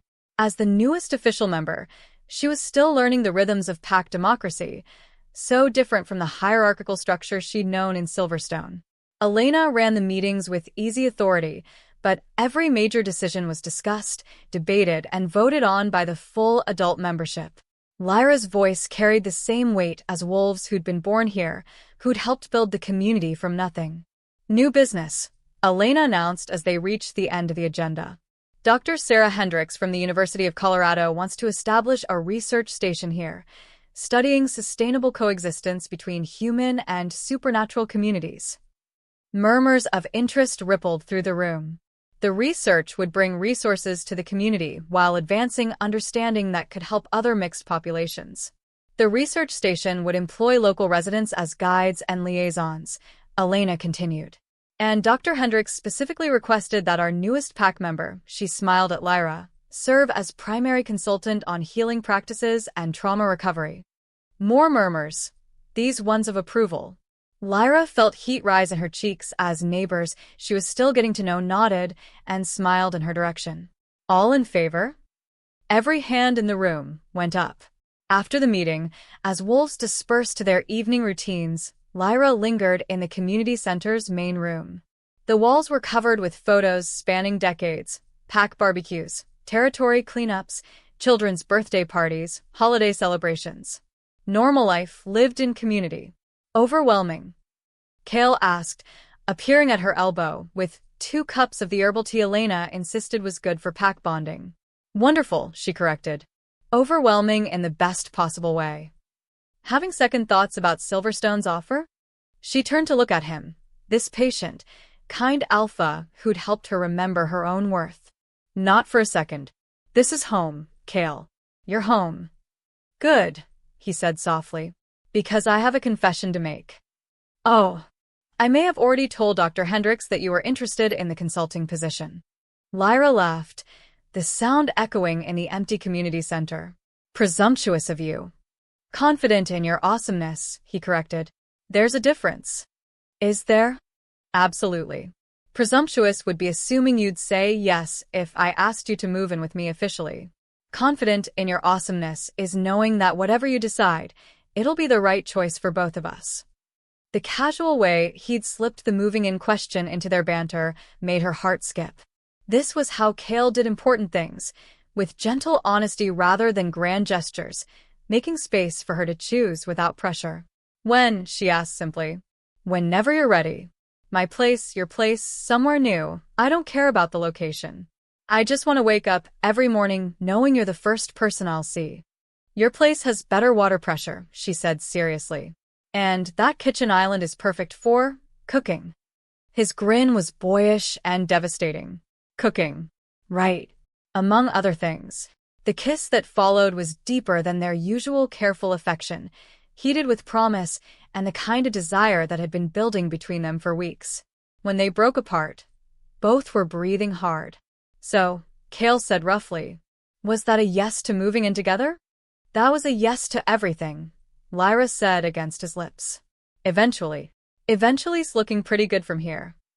They walked home through Moonhaven's quiet streets, past the inn where Elena was probably making tomorrow's breakfast preparations, past the ranger station where Kael coordinated search and rescue operations, past the little cafe where pack members gathered for gossip and community. Their town. Their life. Their choice. At the cottage, they sat on the front porch swing that had come with the rental, watching stars emerge in the clear mountain sky. Lyra touched the moonstone pendant at her throat, thinking about the journey that had brought her here. Do you ever wonder what would have happened if Marcus hadn't severed our bond that night? She asked quietly. Kael considered the question seriously. Sometimes. But then I remember that you wouldn't be you without that experience. The strength you found, the choices you made, they came from being forced to discover who you were when everything familiar was stripped away. You think I needed to be broken to become whole? I think you were always whole. You just needed the right circumstances to see it. His arm tightened around her. And I think the universe has a weird sense of humor about bringing people together when they're ready for each other. Are we ready for each other? Ask me again in 50 years. Lyra laughed, settling more comfortably against his side. Above them, the moon was rising over the mountains, not full, but bright enough to silver the meadow and remind her of the ancient magic that connected all wolves to something larger than themselves. I love you, Kael Riverside, she said into the peaceful night. I love you too, Lyra Nightwood. Soon to be Lyra Riverside? Eventually. If you want the name. If you want the mating ceremony.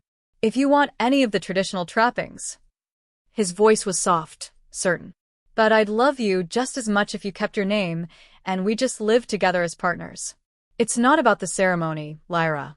It's about the choice to keep choosing each other. The formal words of the ceremony washed over Lyra like music, but her attention was focused entirely on Kael. The way he smiled when she reached him. The way his hand trembled slightly as he took hers. The way he looked at her like she was the answer to every prayer he'd never dared to voice.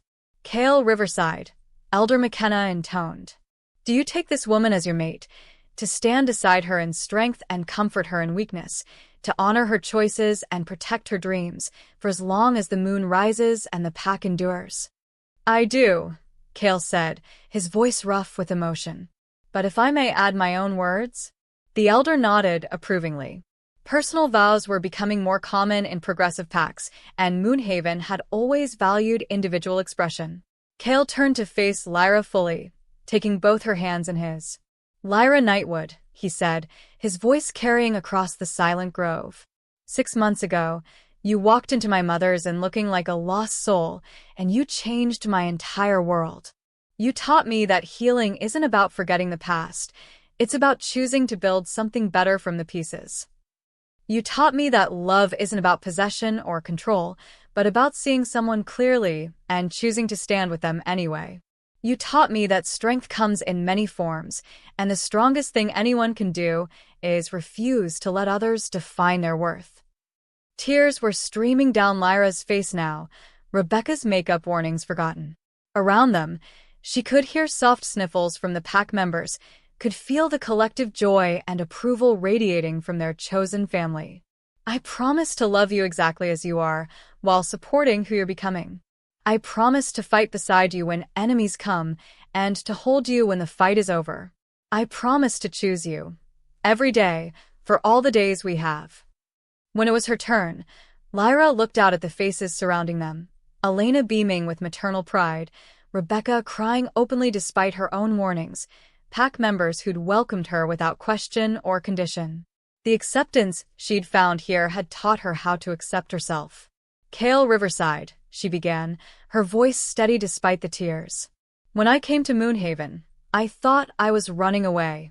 I thought I was broken, unworthy, destined to spend my life proving myself to people who would never see my value.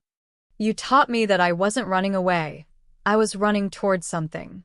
Toward a man who would love my strength instead of fearing it. Toward a pack that would value my healing gifts instead of dismissing them. Toward a life built on choice instead of obligation. I promise to love you with the same patience you showed me. I promise to fight for what we're building, no matter who tries to tear it down. I promise to choose courage over comfort, truth over convenience, and you over everything else, for as long as the moon shines and my heart beats.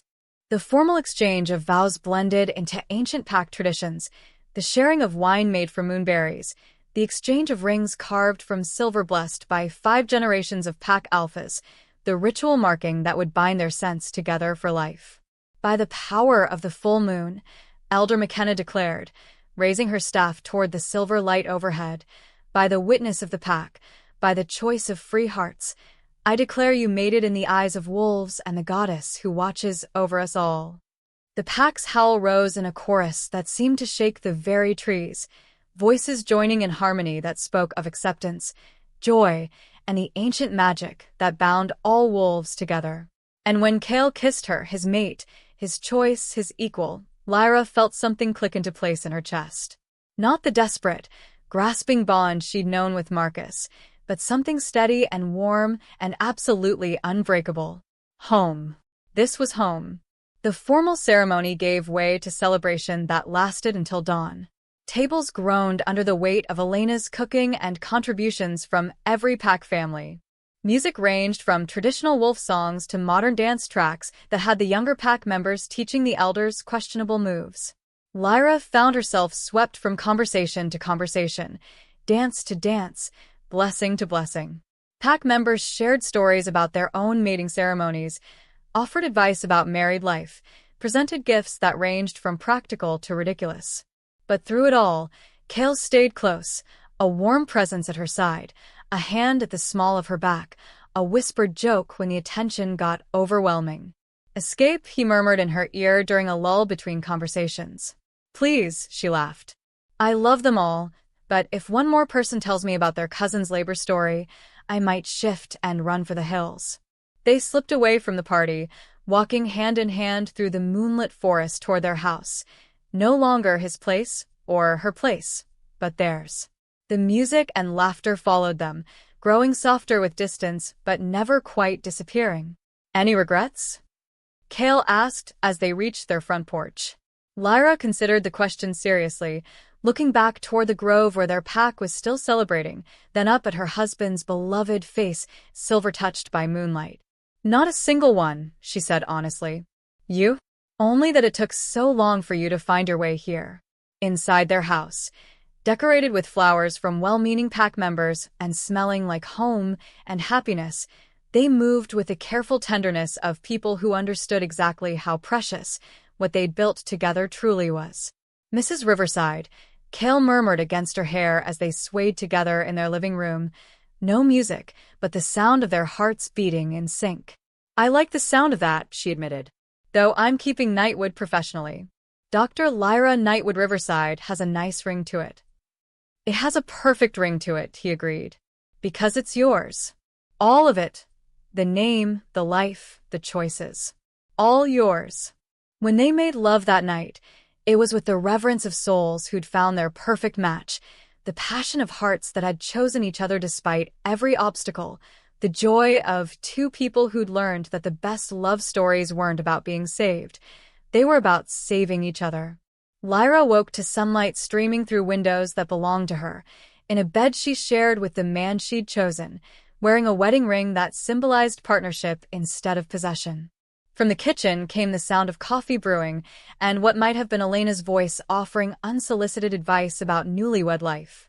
From outside came the sounds of Moonhaven waking up, their town, their pack, their chosen family. "Good morning, wife," Kael said softly, appearing in the doorway settled with around coffee her heart and a smile like that a made her warm heart blanket. skip.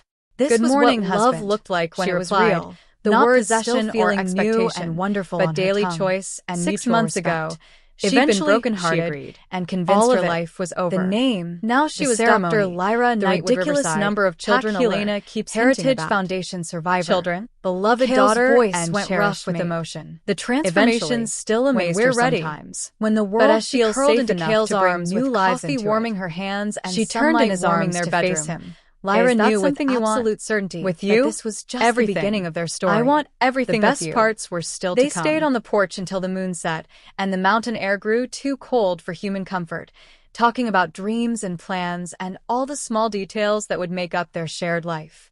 Inside, they settled into bed with the easy intimacy of couples who'd learned to trust each other's hearts. Not rushing, not pushing, just being together in the quiet contentment of love that had been tested and proven strong. "Thank you," Lyra whispered into the darkness. "For what?" "For helping me remember that I was worth saving." "Thank you," Kael whispered back, "for being brave enough to save yourself." Outside their window, Moonhaven slept peacefully under the stars, protected by the love of wolves who'd learned that home wasn't about bloodlines or territory. It was about choosing to stand together, no matter what darkness tried to tear them apart. And in the little cottage at the edge of town, two hearts beat in perfect rhythm, ready for whatever tomorrow would bring. Chapter 11. 6 months after the trials ended, 6 months of Morgana and her co-conspirators receiving life sentences, of the Heritage Foundation's assets being redistributed to victim families, of Marcus disappearing into witness protection to build whatever life he could from the ashes of his legacy, Lyra stood in front of the mirror in Elena's private quarters, barely recognizing herself. The woman looking back at her was radiant, confident, complete. Her dark hair was braided with silver ribbons and moonflowers from Elena's garden. The dress was cream silk that flowed like water, simple enough to honor pack tradition but elegant enough to make her feel like the goddess Kael swore she was. Tonight was the full moon. Tonight was their mating ceremony. "Stop fidgeting," Rebecca commanded from her position as self-appointed wedding coordinator. You look perfect, and if you mess up Elena's flower arrangement, she'll probably banish us both to the wilderness." "I'm not fidgeting," Lyra protested, even as she caught herself adjusting the moonstone pendant at her throat for the dozenth time. "I'm just processing." "Processing what?" "The fact that you're about to officially mate with the most wonderful alpha in the Pacific Northwest? The fact that half the supernatural community is here to celebrate with you? Or the fact that you've gone from rejected Omega to pack hero in less than a year?" All of it, Lyra thought, but didn't say. The transformation still felt surreal sometimes. The confidence she'd built, the purpose she'd found, the love that had healed wounds she'd thought were permanent. "I keep thinking about that night," she said quietly, "in the sacred grove, when Marcus severed our bond. I was so sure my life was over." "Your old life was over," Elena said gently, appearing in the doorway with a crown of silver and moonstone that had been in Kael's family for generations. "The real question is, are you ready for your new one to begin?"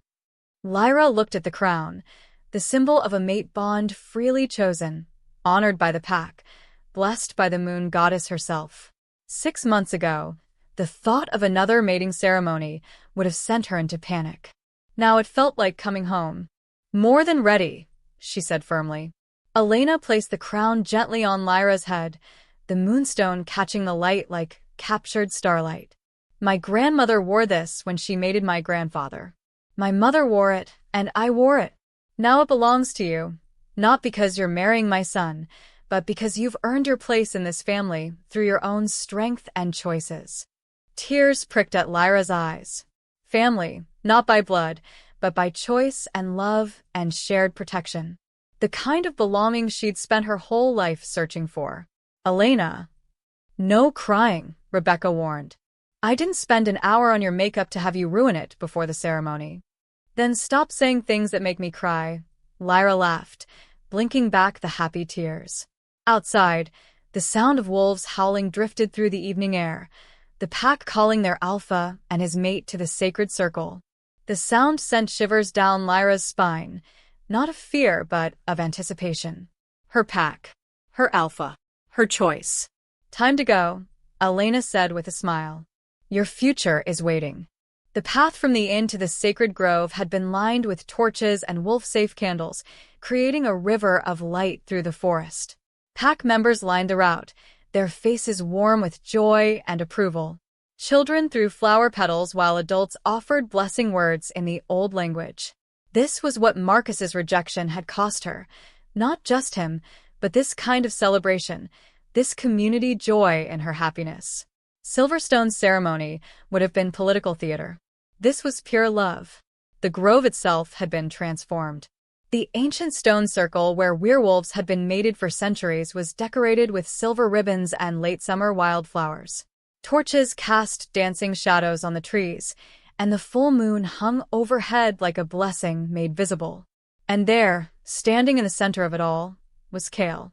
He wore traditional ceremonial robes in deep forest green, his dark hair catching moonlight, his green eyes locked on her with an expression of wonder and fierce love. When their gazes met across the sacred space, everything else, the crowd, the decorations, the elaborate ceremony, faded away. There was just him. Just them. Just this moment they'd both fought so hard to reach. "Breathe," Rebecca whispered as they approached the circle. "And remember, you deserve this happiness." Elder McKenna from the Portland pack stepped forward as officiant, her silver hair gleaming in the torchlight. She was ancient even by werewolf standards, old enough to remember when mating ceremonies were matters of survival rather than celebration. "We gather under the full moon," she began, her voice carrying clearly across the grove, "to witness the joining of two souls who have chosen each other despite fear, despite pain, despite all the forces that tried to keep them apart." The formal words of the ceremony washed over Lyra like music, but her attention was focused entirely on Kael. The way he smiled when she reached him. The way his hand trembled slightly as he took hers. The way he looked at her like she was the answer to every prayer he'd never dared to voice. "Kael Riverside," Elder McKenna intoned. "Do you take this woman as your mate? to stand beside her in strength and comfort her in weakness, to honor her choices and protect her dreams for as long as the moon rises and the pack endures. "I do," Kael said, his voice rough with emotion. "But if I may add my own words?" The elder nodded approvingly. Personal vows were becoming more common in progressive packs, and Moonhaven had always valued individual expression. Kael turned to face Lyra fully, taking both her hands in his. "Lyra Nightwood," he said, his voice carrying across the silent grove. "6 months ago, you walked into my mother's and looking like a lost soul, and you changed my entire world. You taught me that healing isn't about forgetting the past, it's about choosing to build something better from the pieces. You taught me that love isn't about possession or control, but about seeing someone clearly and choosing to stand with them anyway. You taught me that strength comes in many forms, and the strongest thing anyone can do is refuse to let others define their worth." Tears were streaming down Lyra's face now, Rebecca's makeup warnings forgotten. Around them, she could hear soft sniffles from the pack members, could feel the collective joy and approval radiating from their chosen family. "I promise to love you exactly as you are, while supporting who you're becoming. I promise to fight beside you when enemies come, and to hold you when the fight is over. I promise to choose you, every day, for all the days we have." When it was her turn, Lyra looked out at the faces surrounding them, Elena beaming with maternal pride, Rebecca crying openly despite her own warnings, pack members who'd welcomed her without question or condition. The acceptance she'd found here had taught her how to accept herself. "Kael Riverside," she began, her voice steady despite the tears. "When I came to Moonhaven, I thought I was running away. I thought I was broken, unworthy, destined to spend my life proving myself to people who would never see my value. You taught me that I wasn't running away. I was running toward something. Toward a man who would love my strength instead of fearing it. Toward a pack that would value my healing gifts instead of dismissing them. Toward a life built on choice instead of obligation. I promise to love you with the same patience you showed me. I promise to fight for what we're building, no matter who tries to tear it down. I promise to choose courage over comfort, truth over convenience, and you over everything else, for as long as the moon shines and my heart beats." The formal exchange of vows blended into ancient pack traditions, the sharing of wine made from moonberries, the exchange of rings carved from silver blessed by 5 generations of pack alphas, the ritual marking that would bind their scents together for life. "By the power of the full moon," Elder McKenna declared, raising her staff toward the silver light overhead, "by the witness of the pack, by the choice of free hearts, I declare you mated in the eyes of wolves and the goddess who watches over us all." The pack's howl rose in a chorus that seemed to shake the very trees, voices joining in harmony that spoke of acceptance, joy, and the ancient magic that bound all wolves together. And when Kael kissed her, his mate, his choice, his equal, Lyra felt something click into place in her chest. Not the desperate, grasping bond she'd known with Marcus, but something steady and warm and absolutely unbreakable. Home. This was home. The formal ceremony gave way to celebration that lasted until dawn. Tables groaned under the weight of Elena's cooking and contributions from every pack family. Music ranged from traditional wolf songs to modern dance tracks that had the younger pack members teaching the elders questionable moves. Lyra found herself swept from conversation to conversation, dance to dance, blessing to blessing. Pack members shared stories about their own mating ceremonies, offered advice about married life, presented gifts that ranged from practical to ridiculous. But through it all, Kael stayed close, a warm presence at her side, a hand at the small of her back, a whispered joke when the attention got overwhelming. "Escape," he murmured in her ear during a lull between conversations. "Please," she laughed. "I love them all, but if one more person tells me about their cousin's labor story, I might shift and run for the hills." They slipped away from the party, walking hand in hand through the moonlit forest toward their house, no longer his place or her place, but theirs. The music and laughter followed them, growing softer with distance but never quite disappearing. "Any regrets?" Kael asked as they reached their front porch. Lyra considered the question seriously, looking back toward the grove where their pack was still celebrating, then up at her husband's beloved face, silver-touched by moonlight. "Not a single one," she said honestly. "You? Only that it took so long for you to find your way here." Inside their house, decorated with flowers from well-meaning pack members and smelling like home and happiness, they moved with the careful tenderness of people who understood exactly how precious what they'd built together truly was. Mrs. Riverside, Kael murmured against her hair as they swayed together in their living room. No music, but the sound of their hearts beating in sync.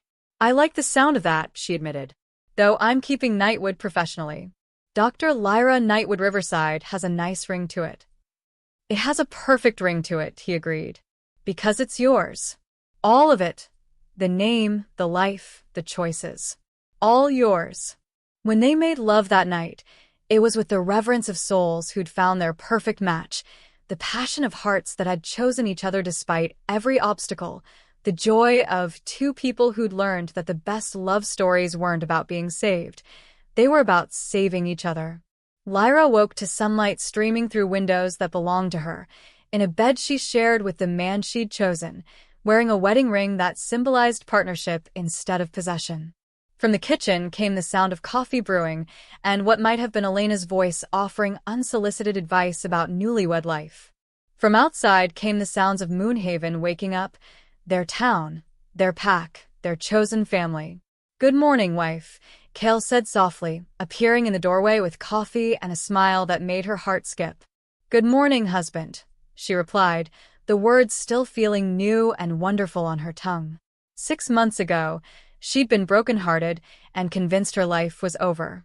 Now she was Dr. Lyra Nightwood Riverside, pack healer, Heritage Foundation survivor, beloved daughter, and cherished mate. The transformation still amazed her sometimes.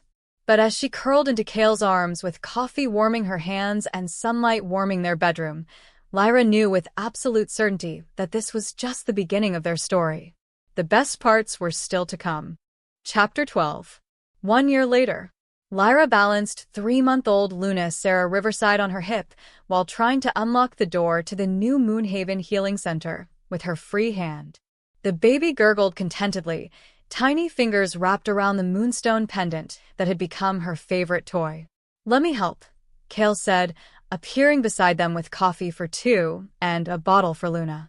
Even after a year of parenthood, the sight of him in full daddy mode still made her heart skip. "You're supposed to be leading the pack run," she reminded him, accepting the coffee gratefully.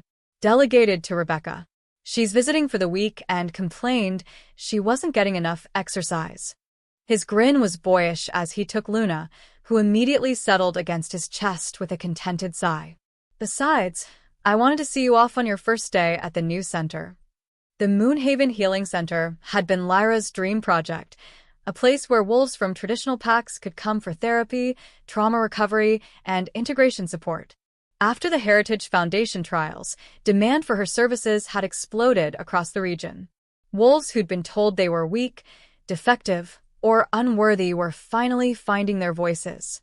And today, she was officially opening the doors. "Nervous?" Kael asked, reading her expression with the accuracy of a year of marriage and parenthood. "Terrified," she admitted. "What if I can't help them? What if?" "Hey." He shifted Luna to one arm and cupped Lyra's face with his free hand. "Remember what you told me when I was afraid to let myself love again? Some risks are worth taking." The first client arrived at 9 a.m. sharp, a young wolf named David whose pack had cast him out for being gay. The second was Elena Martinez, a she-wolf whose mate had rejected her for being too aggressive. By noon, Lyra had seen 6 wolves, each carrying wounds that mirrored her own journey from broken to healing. "How did it go?" Kael asked when she emerged from the center at lunchtime, Luna sleeping peacefully in her carrier. "Heartbreaking. Hopeful. Perfect." She looked back at the simple building that already felt like sacred space. "I think this is going to work." "I know it is. You want to know how I know?" How? "Because you're doing exactly what you were meant to do. Helping others find the strength you found in yourself." They walked through Moonhaven's bustling main street, past the expanded inn where Elena was training new staff, past the community center where pack meetings had evolved into town halls that included their growing human population. The little mountain town had become a model for supernatural human coexistence, drawing researchers and policymakers from across the country. Lyra. Kael. Dr. Sarah Hendricks waved from the university research station. Perfect timing. I have the preliminary results from the pack integration study. They detoured to the research station, where Dr. Hendricks spread charts and graphs across her desk with obvious excitement. These numbers are remarkable, she said. Mental health outcomes in integrated packs like Moonhaven are 300% better than traditional hierarchical structures. Domestic violence is down 89%. Teen pregnancy and substance abuse are virtually non-existent. What does that mean practically? Lyra asked, adjusting Luna's blanket. It means you've proven that progressive pack management isn't just idealistic, it's objectively better for everyone involved. Dr. Hendricks beamed at them. The university wants to establish Moonhaven as a permanent research site. We're talking federal funding, international attention, the works. Kael and Lyra exchanged glances. Fame and attention weren't what they'd been seeking when they'd built their life here. What would that mean for the pack's privacy? Kael asked carefully. Completely protected. You'd maintain full autonomy while serving as a living laboratory for sustainable community building. Dr. Hendricks pulled out an official-looking document. The university is prepared to offer a substantial endowment for pack education programs, infrastructure improvements, whatever you need. That evening, they called an emergency pack meeting to discuss the university's proposal. Elena presided with her usual calm authority while pack members debated the pros and cons of increased visibility. I'm worried about losing what makes us special, voiced Tom Clearwater, one of the pack's elders. Once we become some kind of tourist attraction for researchers. We won't, Elena said firmly. The proposal includes ironclad privacy protections. And think about what this could mean for other wolves, proving that our way works, that there are alternatives to the old system. It's not about us anymore, added Jessica Moon, a young mother who'd fled an abusive pack situation 2 years ago. It's about all the wolves still trapped in toxic situations, thinking they have no choice. The vote was unanimous. Moonhaven would partner with the university, but on their terms. They would share their success while protecting their autonomy. After the meeting, as pack members dispersed to their evening routines, Lyra found herself standing in the community center where she'd first felt truly accepted. Photos on the wall showed the pack's growth. New families, birthday parties, graduation celebrations, the simple moments that made up a life lived in community. Second thoughts? Kael asked, appearing beside her with Luna fast asleep in his arms. About the university partnership? No. About everything else? She gestured at the photos, the evidence of the life they'd built. Sometimes I can't believe this is real. That I went from being rejected and exiled to this. This is real because you made it real. Because you chose to fight for something better instead of accepting what others said you deserved. They walked home through streets that had become as familiar as breathing, past houses where pack members were settling in for the night. The quiet contentment of Moonhaven at twilight still amazed Lyra sometimes. No undercurrent of tension, no political maneuvering, just wolves living their lives in peace. At home, they settled into their evening routine, putting Luna down in the nursery Kael had painted with dancing wolves and silver moons, sharing dinner on the back porch while watching deer graze in the meadow, the comfortable domesticity of two people who'd learned to treasure ordinary moments. Elena called while you were at the center, Kael said as they cleaned up the dinner dishes. She's officially stepping down as Pack Alpha next month. Lyra paused, a plate halfway to the drying rack. She's what? Retiring. Says she's earned the right to just be a grandmother and innkeeper without the burden of pack politics. Who's taking over? Kael's smile was carefully neutral. The pack council wants to hold an election. 3 candidates have been nominated. Let me guess, you're one of them. I'm one of them. So are Marcus Chun and David Clearwater. He leaned against the counter, studying her expression. The question is whether I want it. Lyra set down the plate and turned to face him fully. A year ago, the idea of Kael stepping back into alpha leadership would have terrified her. Now, "What do you want?" she asked. "I want to continue the work we've started here. I want to prove that leadership can be about service instead of dominance. I want Luna to grow up in a pack that values her mind as much as her bloodline." His voice grew softer. "But only if you want it to. We're partners in everything, Lyra. That includes this." She looked out at the peaceful evening, thinking about the healing center, the research partnership, the pack members who'd found sanctuary here. Thinking about the wolves still out there who needed to know that alternatives existed. "Yes," she said simply. "Yes, I want it. We want it." "You're sure?" "Being an alpha's mate comes with responsibilities." "Being an alpha's equal partner comes with responsibilities," she corrected. "And I'm ready for them." The election was held the following weekend, with pack members gathering in the community center to hear speeches from all three candidates. David Clearwater spoke about maintaining tradition within progressive values. Marcus Chin focused on economic development and territorial expansion. When it was Kael's turn, he took the podium with quiet confidence, Lyra standing beside him in a show of partnership that made their platform clear. "I'm not running to be your alpha," he began, his voice carrying clearly across the packed room. "I'm running to be your servant, to facilitate the kind of leadership you've already shown by. You don't need someone to tell you how to live your lives. You need someone to amplify your voices, to protect the community you've built, to ensure that what we've created here serves as a beacon for wolves everywhere who dream of something better." The applause was thunderous. When the votes were counted, Kael had won by a landslide, but more importantly, the pack had voted to restructure alpha leadership as a shared position between mates, officially recognizing Lyra as co-alpha. "Alpha Kael and Alpha Lyra Riverside," Elena announced with obvious pride.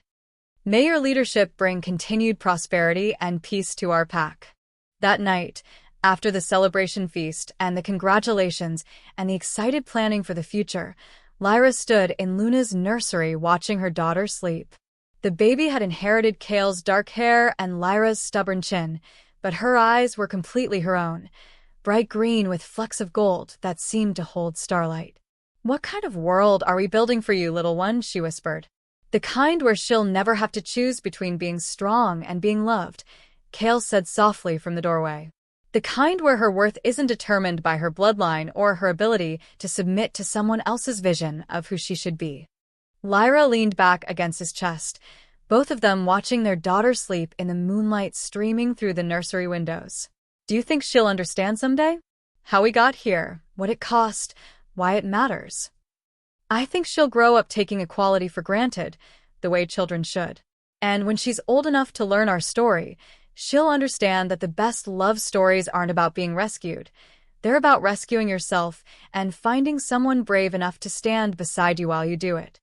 3 months later, Lyra stood once again in a sacred grove, not the one where Marcus had broken her heart, but the one in Moonhaven where pack ceremonies had been held for generations. Tonight, they were celebrating the mating of Jessica Moon and her human partner, David Chen, the first interspecies ceremony the pack had ever performed. As co-alpha, Lyra had the honor of officiating alongside Kael, speaking words of blessing over a love that transcended traditional boundaries. "Love," she told the assembled pack, her voice carrying clearly in the still night air, "is not about finding someone who completes you.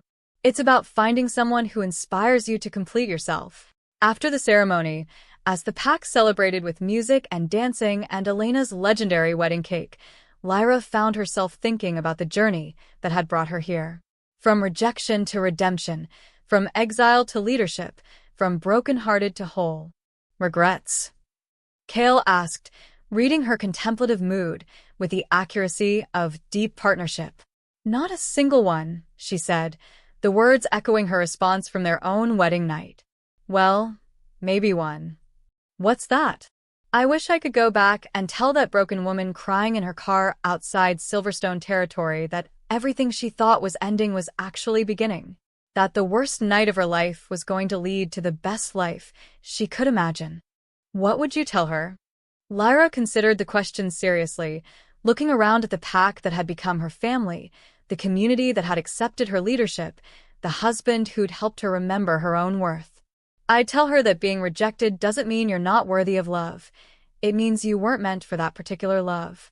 I'd tell her that sometimes the universe breaks us open so we can rebuild ourselves stronger. And I'd tell her that the love worth having is the love that chooses you back every single day. As the celebration continued around them, they slipped away for a quiet moment on the inn's back porch, where their love story had really begun. Luna was sleeping peacefully in Lyra's arms, her tiny fist wrapped around the moonstone pendant that had become a family treasure. "So," Kael said, settling beside them on the porch swing. "Kael for Riverside. How does it feel?" "Right," she said simply. "For the first time in my life, everything feels exactly right." Above them, the full moon hung bright and beautiful over Moonhaven, blessing the pack that had chosen love over fear, progress over tradition, healing over hurt. And in the gentle rocking of the porch swing, surrounded by the sounds of their chosen families celebrating below, Lyra finally understood what forever felt like. It felt like coming home to yourself. It felt like love that transformed rather than diminished. It felt like a story that would never truly end, because the best love stories don't. They just keep beginning, over and over again, with every choice to choose each other, every decision to build something beautiful together, every moment of refusing to let the world make you smaller than you were meant to be. "I love you, Co-Alpha Lyra Nightwood Riverside," Kael whispered into the peaceful night. "I love you too, Co-Alpha Kael Riverside," she whispered back. And somewhere in the forest beyond Moonhaven, a wolf howled, long and joyful and free, calling to the moon that had witnessed so much heartbreak and healing, so much growth and transformation, so much love. The sound was answered by another howl and another, until the entire pack was singing together under the stars, a song of belonging, of chosen family, of love that had conquered every force that tried to tear it down. A song of home.